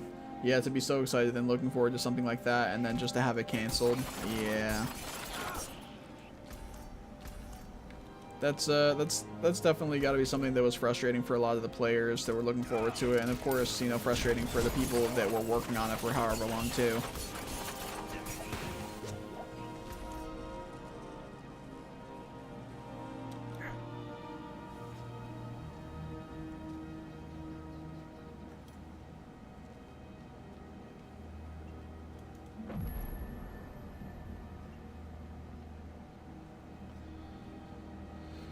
Let me see something quick.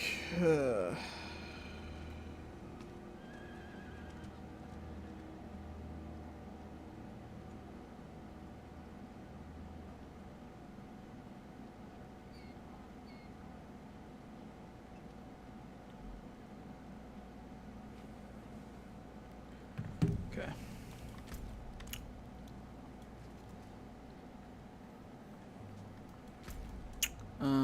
I still need to find sellers, and I'm just not sure where any of them are.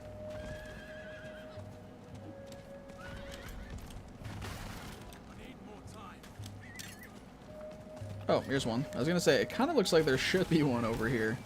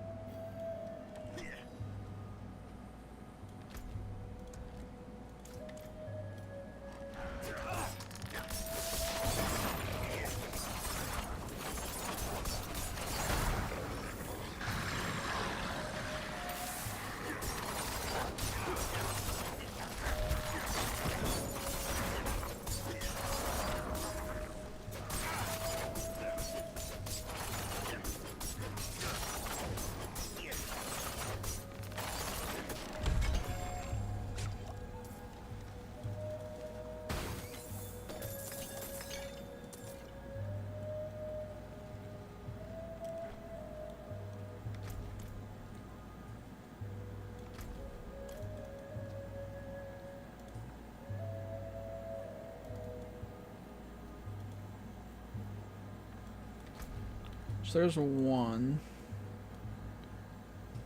I guess I'll make my way over to this waypoint because I have to get a few more waypoints as well for the seasonal challenge. And hopefully along the way I find at least one seller to do.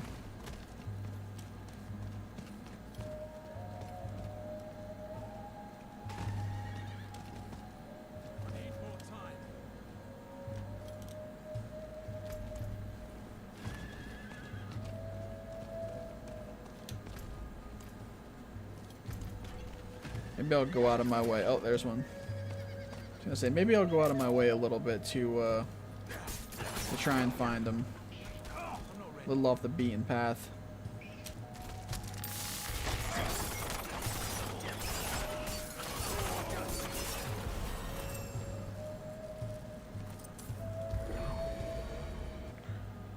Like, it would have added the mode where me and friends could play a story mode and grind out Borderlands style skill trees and level up characters in co-op without worrying about ranked or multiplayer. Yeah, I definitely can get the appeal for something like that. And it might even have been something that would have interested me, for instance, you know, or somebody like me that wasn't really big on Overwatch at all, and didn't really have any interest in the other aspects of it. But that if it was providing a Borderlands style type of gameplay experience and that I could enjoy with friends, would obviously be a different story.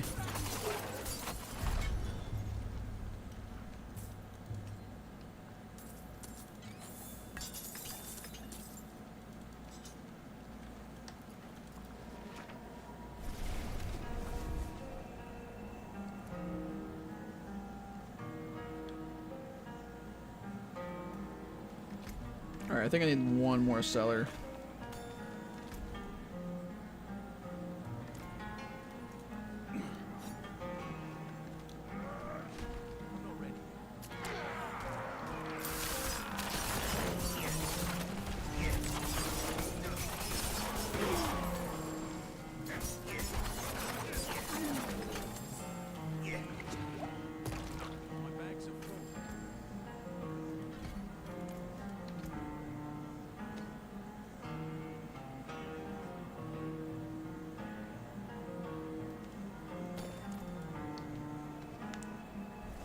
I'm so burnt out of ranked Apex and Overwatch, I'm absolutely starved for single player games. Indie games are the only thing sustaining my gaming interest, to be honest. Yeah. Yep, that'll happen. That'll happen when, you know, you're somebody that just mainly grinds like ranked or just multiplayer of like 1 or 2 games. The burnout is inevitable, man. And the wanting for something of the polar opposite will then ensue.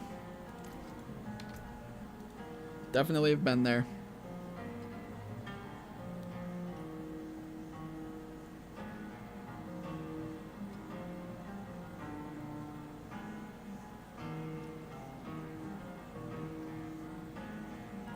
Go through all these items real quick. There's not really anything sticking out to me much.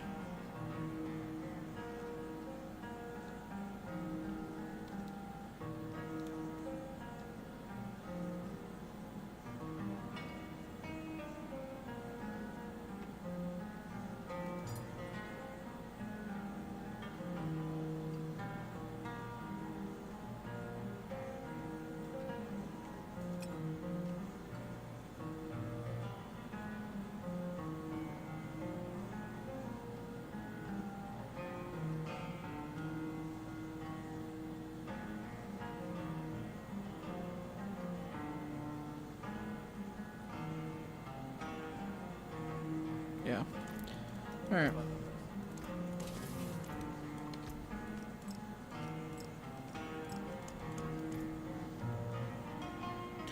I don't know, games when I was little was like, wow, this is the coolest thing ever. Now it feels like, is this really the best they can do? Yeah, the perception that we have absolutely changes. It's just a whole nother, it's just a whole different industry now. You know, everything is just so much different now. Us, the industry, the companies, the kind of games being made. There's just so many different things now to it all, so many different variables.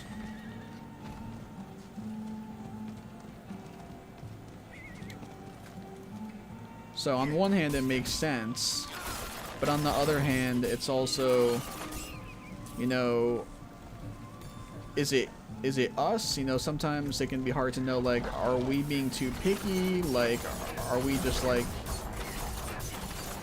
are we, I don't know what other ways I'm meaning to put it, like, are we being too hard about something? Are we being too picky about something? You know, are we expecting too much or whatever? But then at the same time, there is very clearly game releases and from AAA studios that come out and they are way under par. Like, there's no two ways about it. So it, like, I don't know, the perception shifts, or, you know, the lines can get blurry sometimes.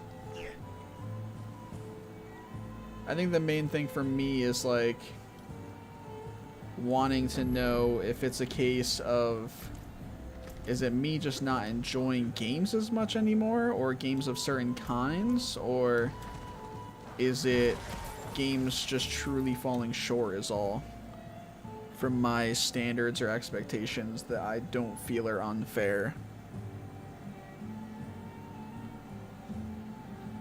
I'm so lucky I got to play Black Ops 2 and Borderlands 2 when they came out. Yeah, absolutely, man. So many games like that. I'm so glad that I got to experience, like, younger and with them being earlier on in the industry of gaming and just a different time of gaming and just being able to experience them on release and stuff. Yeah, absolutely. I'm super grateful for so many games like that that I got to experience at those times.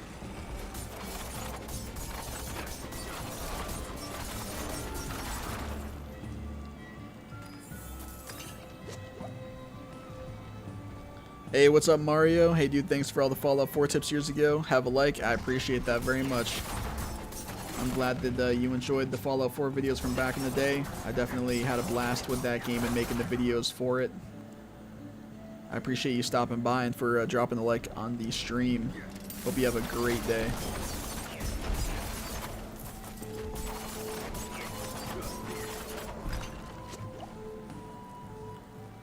But I gotta be honest, and this goes for the film and TV industry as well, the writing and writers nowadays are awful overall. You get exceptions like Red Dead 2 or God of War Ragnarok.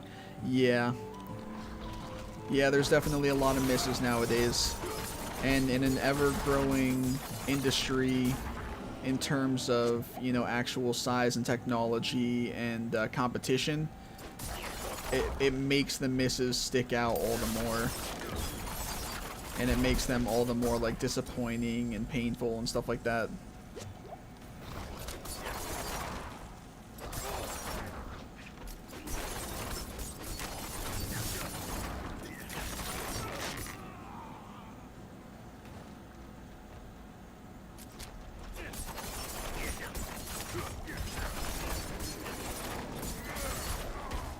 Oh god, oh god, oh god.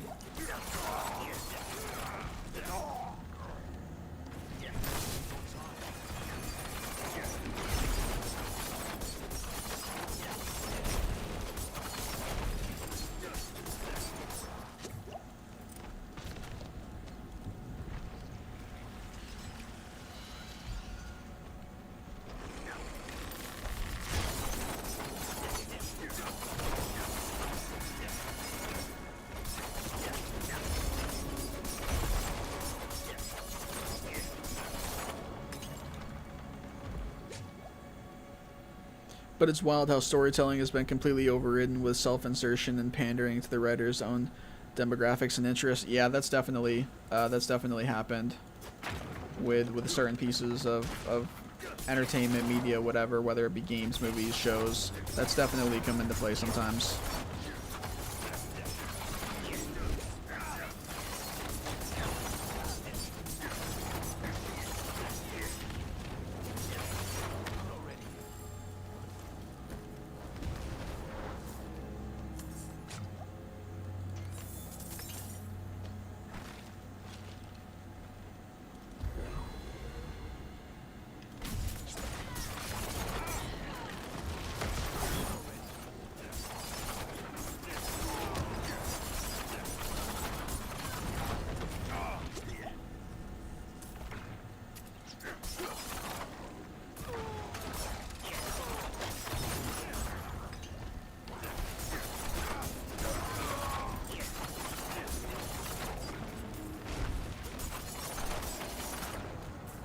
Companies just hire and graduate writer students now to write for beloved franchises when the writers... Oh, just hire any graduate writer student now to write for beloved franchises when the writers have no knowledge or interest in nor the inclination to learn about it. Yep. Yep. Also definitely happens in some cases. In an ideal world, you know, all of those working behind any given type of entertainment or media project or whatever would be those that are, you know, knowledgeable, super passionate, you know, and that are familiar with it all, and that just in every facet makes sense to be a part of the team for that type of content that's being created.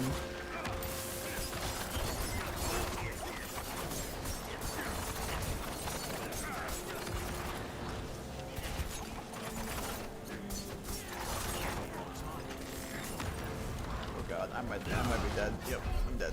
Fuck.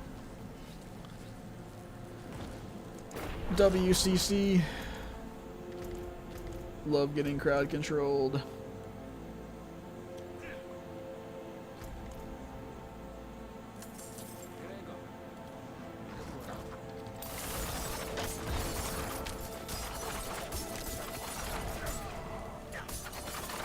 Crush beast bones.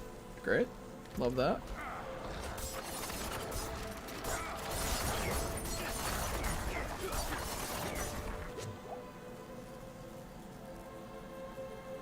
Late stage capitalism got me down. LOL. Everything is a product. 'Tis the world we live in.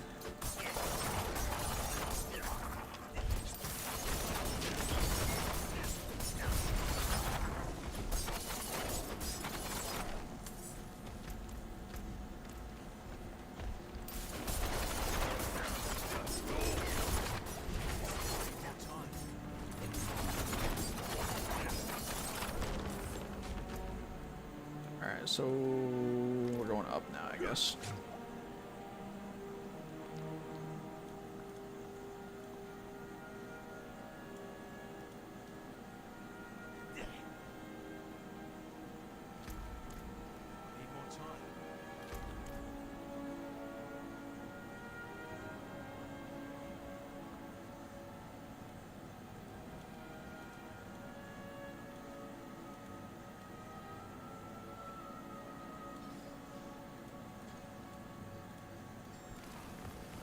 I can't wait for the Phantom Liberty and the Elden Ring DLC. Yeah, absolutely. Those are both. I mean, I guess we haven't really seen anything for the Elden Ring one, but everything we've seen and heard about for Phantom Liberty seems pretty promising. And I know that the base game that there is for Cyberpunk to this day now, or now at this day, is much better than it was when it first released. I think I saw something recently about like the Steam reviews or whatever for it are now like mainly positive, or whatever the term for it is.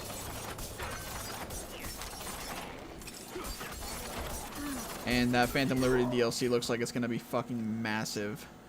The Elden Ring DLC, I don't think we've seen anything for. We really just kind of know that it's a thing, and that's sort of about it. But I do expect that that will be a pretty sizable DLC as well. And that will be really good.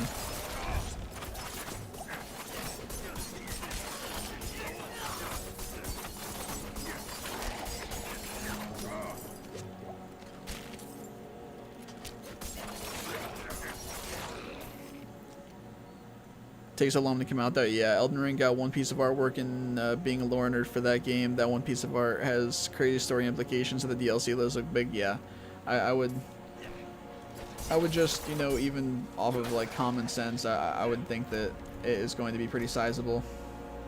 I'm looking forward to it for sure. It sucks that it's taking so long to actually come out, but it'll hopefully be well worth the wait.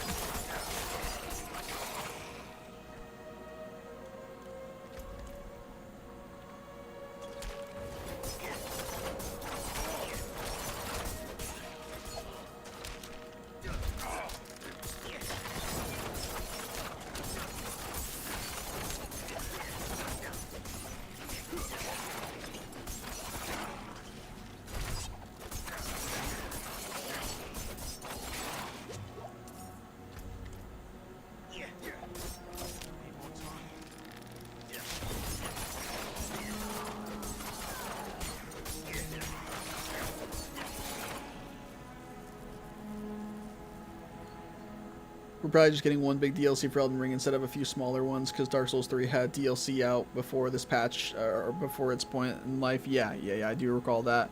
I think Dark Souls 2 and 3 did. And I agree that we probably are just going to get one major Elden Ring DLC, and then that's likely going to be it.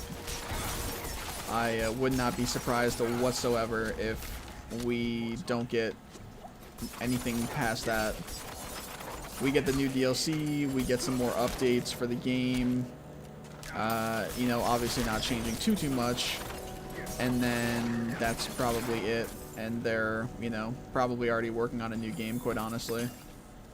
Not necessarily a new Dark Souls, not necessarily, you know, Elden Ring 2 of sorts or whatever, but something.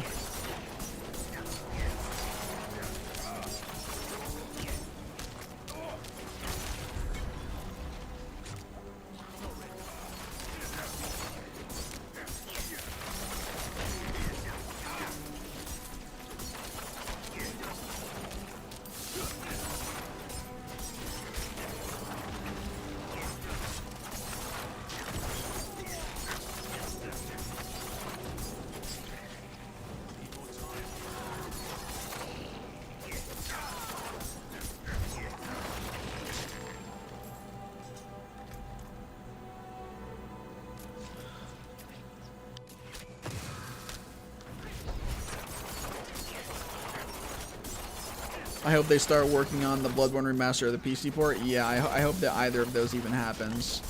I don't think there's been any like confirmation of them actually doing those. But I feel like it'd be crazy if they didn't, right?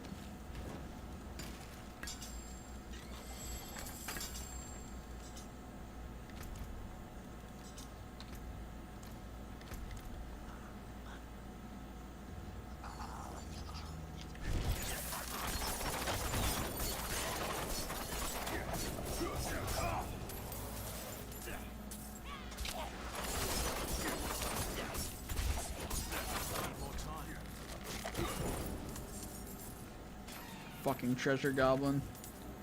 Get the fuck back here.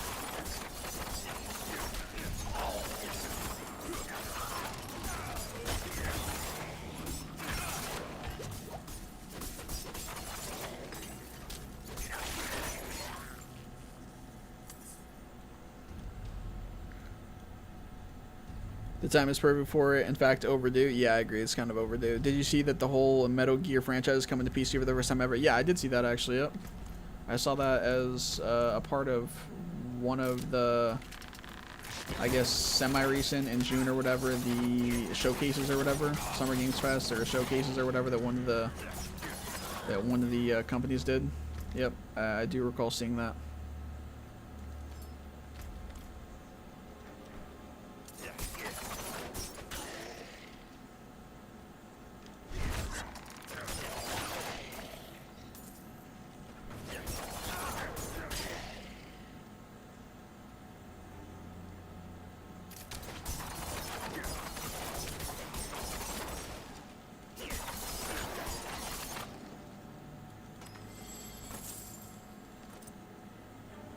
The game show? Yeah.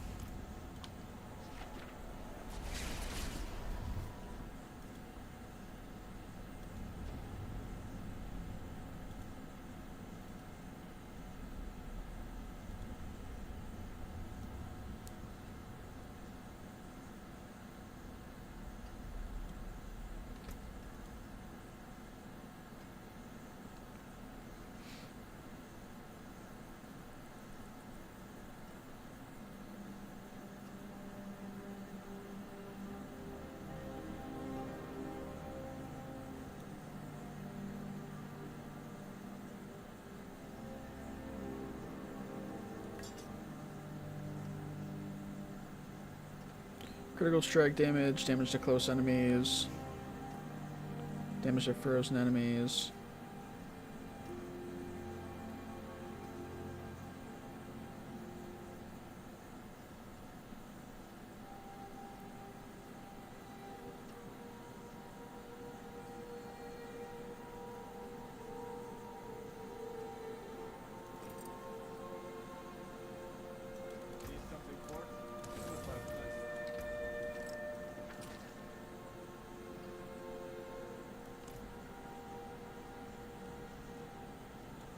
Kind of miss E3 though. Yeah, E3 was the days, man.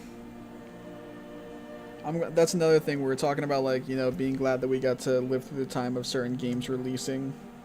That's another thing. I'm really glad that I got to experience like a bunch of like E3s and stuff like that.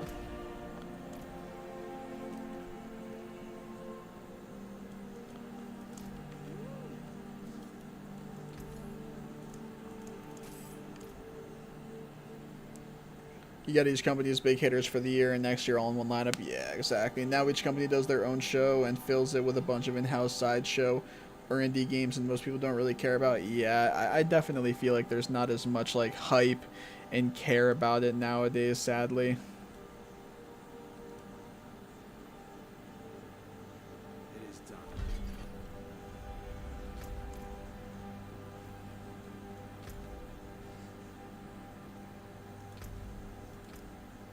I have to find one more seller, and then I have to do a stronghold. I have to upgrade something. One more waypoint. I can upgrade something real quick, honestly.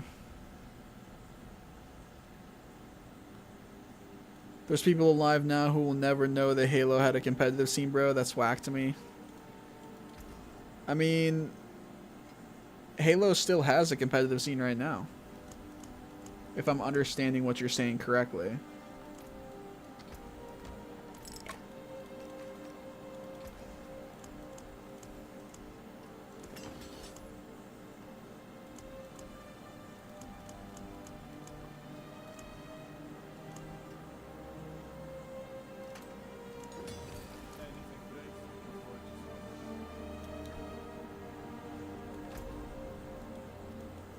Trying to think of where there's a cellar. I want to say there's a cellar literally right here, actually.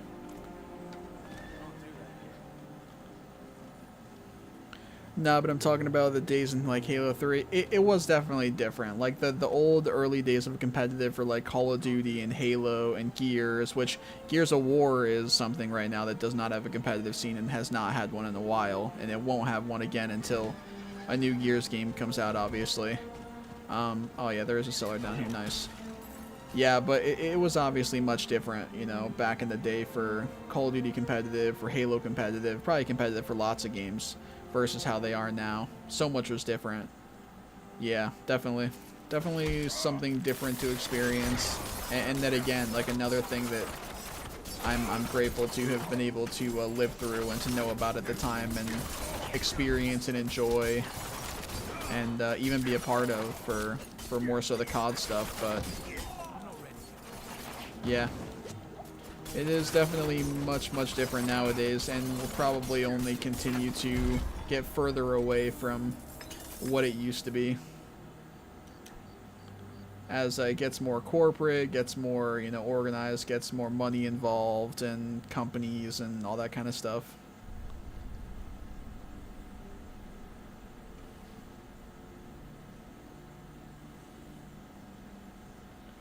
I say the snipe down was in a Halo Infinite tourney, but I don't know what any of that is, to be honest. I'm talking about when Halo was at EVO. Halo used to be what brought people to EVO back in the day, and not the fighting games. Right. Yeah, I'm a pretty big snipe down fan. He's in back on Apex now. He did play competitively in Halo Infinite for a bit. He returned to Halo for Halo Infinite when it released, and then he played on FaZe, and it did not. I mean, I don't know. They were like a top 3, top 4 team, maybe top 6, depending. Well, it wasn't going the way that they expected it to, though, and so he's on the FaZe Apex team now.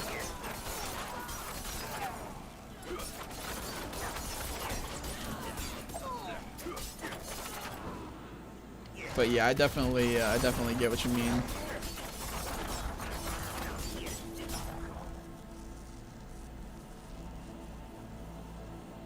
I was big on TSM Apex, not anymore.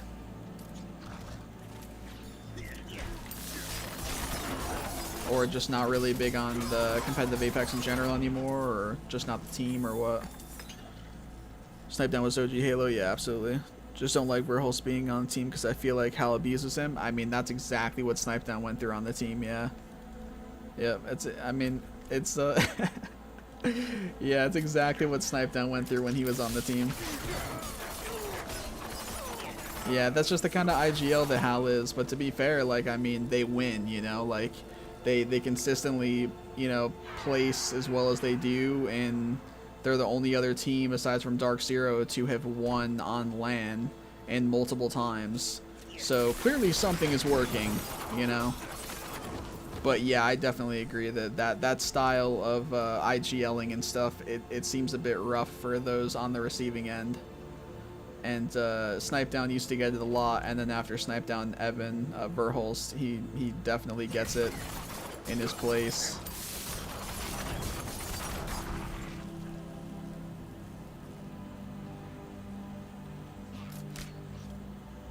Apex Comp fell off ranked, and Apex right now is terrible. They broke it. Yeah, I know ranked is a shit show right now. Yeah, yep. I know. I think I saw the other day, in the last week, I believe it was, the statistic is like there's over like 1.3 or 1.4 million masters and preds right now, like a mix of the two.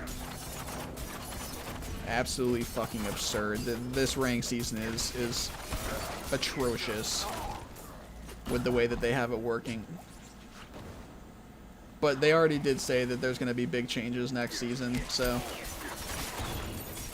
this is going to be what ends up being considered the most like Mickey Mouse rank season ever. So like if you're somebody who tries to boast having gotten masters or pred during this season, it's you're just going to get laughed at. Like, it's the absolute most Mickey Mouse season there's ever been. Now we're getting another ranked rework after getting one like the last 3 seasons, so gross I granted the diamond when that meant something. Yeah, I feel that. I mean, we truly need a rework this time, but I absolutely feel you. We have been getting rework after rework, and nothing is really sticking, but we went backwards so hard with this last one. So surely we are, you know, guaranteed a step forward this time.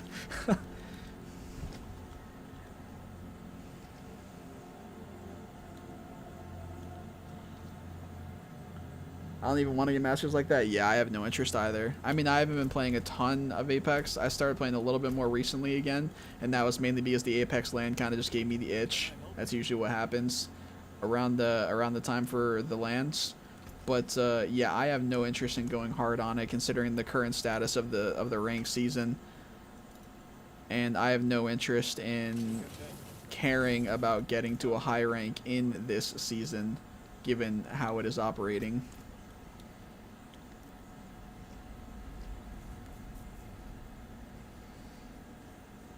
They added a little story mission for Loba today. I just played it and it was cool, like a Poor Man's Portal Titanfall mission. Oh, really? That's interesting. I did see Loba trending on Twitter, and something else Apex, but I guess that is why.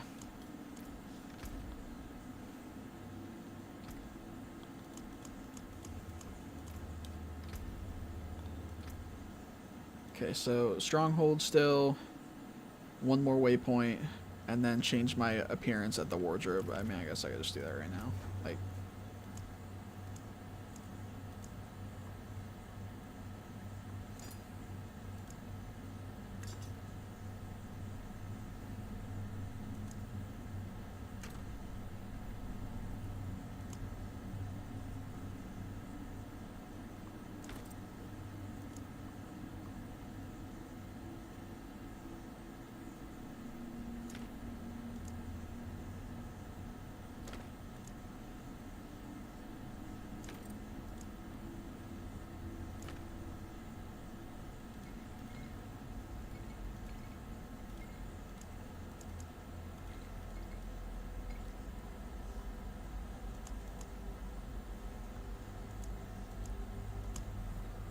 there.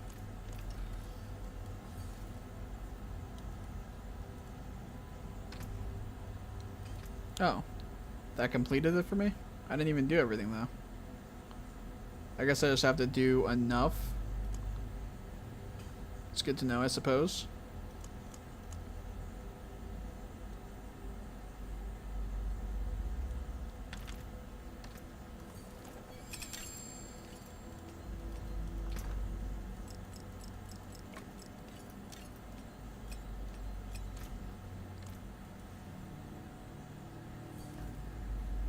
They release one part of two-part cinematic. It's Maggie, Loba, and Lifeline doing lore stuff. I want Revenant, big Revenant stuff coming up next season. Interesting, interesting.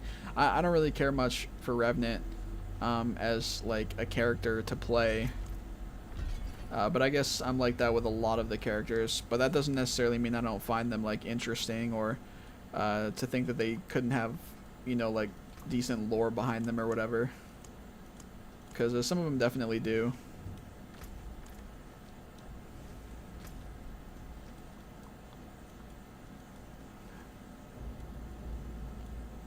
I guess I could get this waypoint real quick since I have the town right next to it, and then that'll be progress towards the season as well.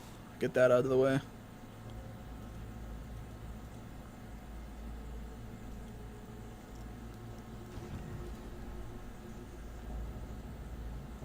And then I'm 35 now, which I haven't kept the title updated whatsoever because my title still says 32, but that's all good. So let me go get this waypoint. 35 now, which is good. 5 levels in the past couple hours. And then also unlocking the ability to continue progression of the season story.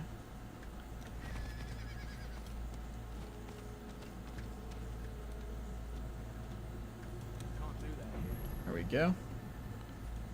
So now, the only other thing that I would need to do for the chapter 2 season stuff, I think, is complete a stronghold. Everything else is done for 1 and 2. Oh, and some of the 3 I've already done too. A good little chunk of it. And then some of them are super easy to upgrade your potion. I think I probably need level 40 for this. Upgrade a couple more items, that's fine. Tree of Whisper stuff. Imprinting something, I could do that whenever. Crafting elixir, same.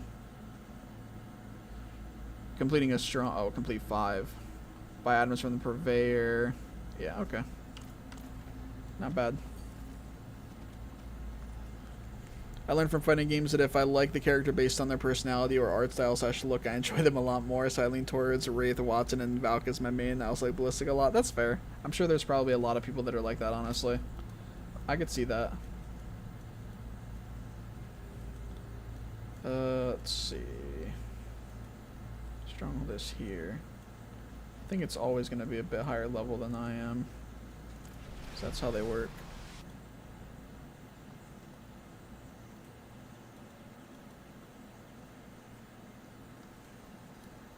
Oh god, we're getting lag.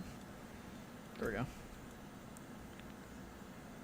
Crowd control, vulnerable, cold, armor, energy cost, crowd control. Yeah. Can dust all of these.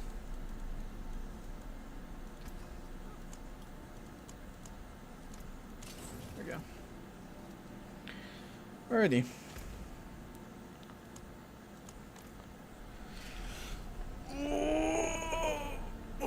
Solid progress, solid progress. Alright, well, stream's been live for a little over 2 hours, which is kind of what I was aiming for, because I wanted to get in a good little bit of time here before Remnant 2 Early Access released. Probably end up playing that here soon. That releases in like 15 minutes, I think, actually. I'm going to be playing that with some friends. Not sure if I'm going to stream any of it, but we will see. But either way, I wanted to make sure I hopped on and did a little stream here before that, just in case I did not stream any Remnant. You know, try to stay on top of the consistency and whatnot. But yeah, so I think that's going to do it for this stream. E.T., I think you might be the only person here still, or at least it's saying anything. So I do appreciate you stopping by, brother, and talking with me for a bit. Hope to see you in some more future streams as well, as I do plan to do more of them. And for anybody else that came through here, whether they talked in chat or not, obviously I appreciate all of you guys as well. And yeah, that'll do it for this one.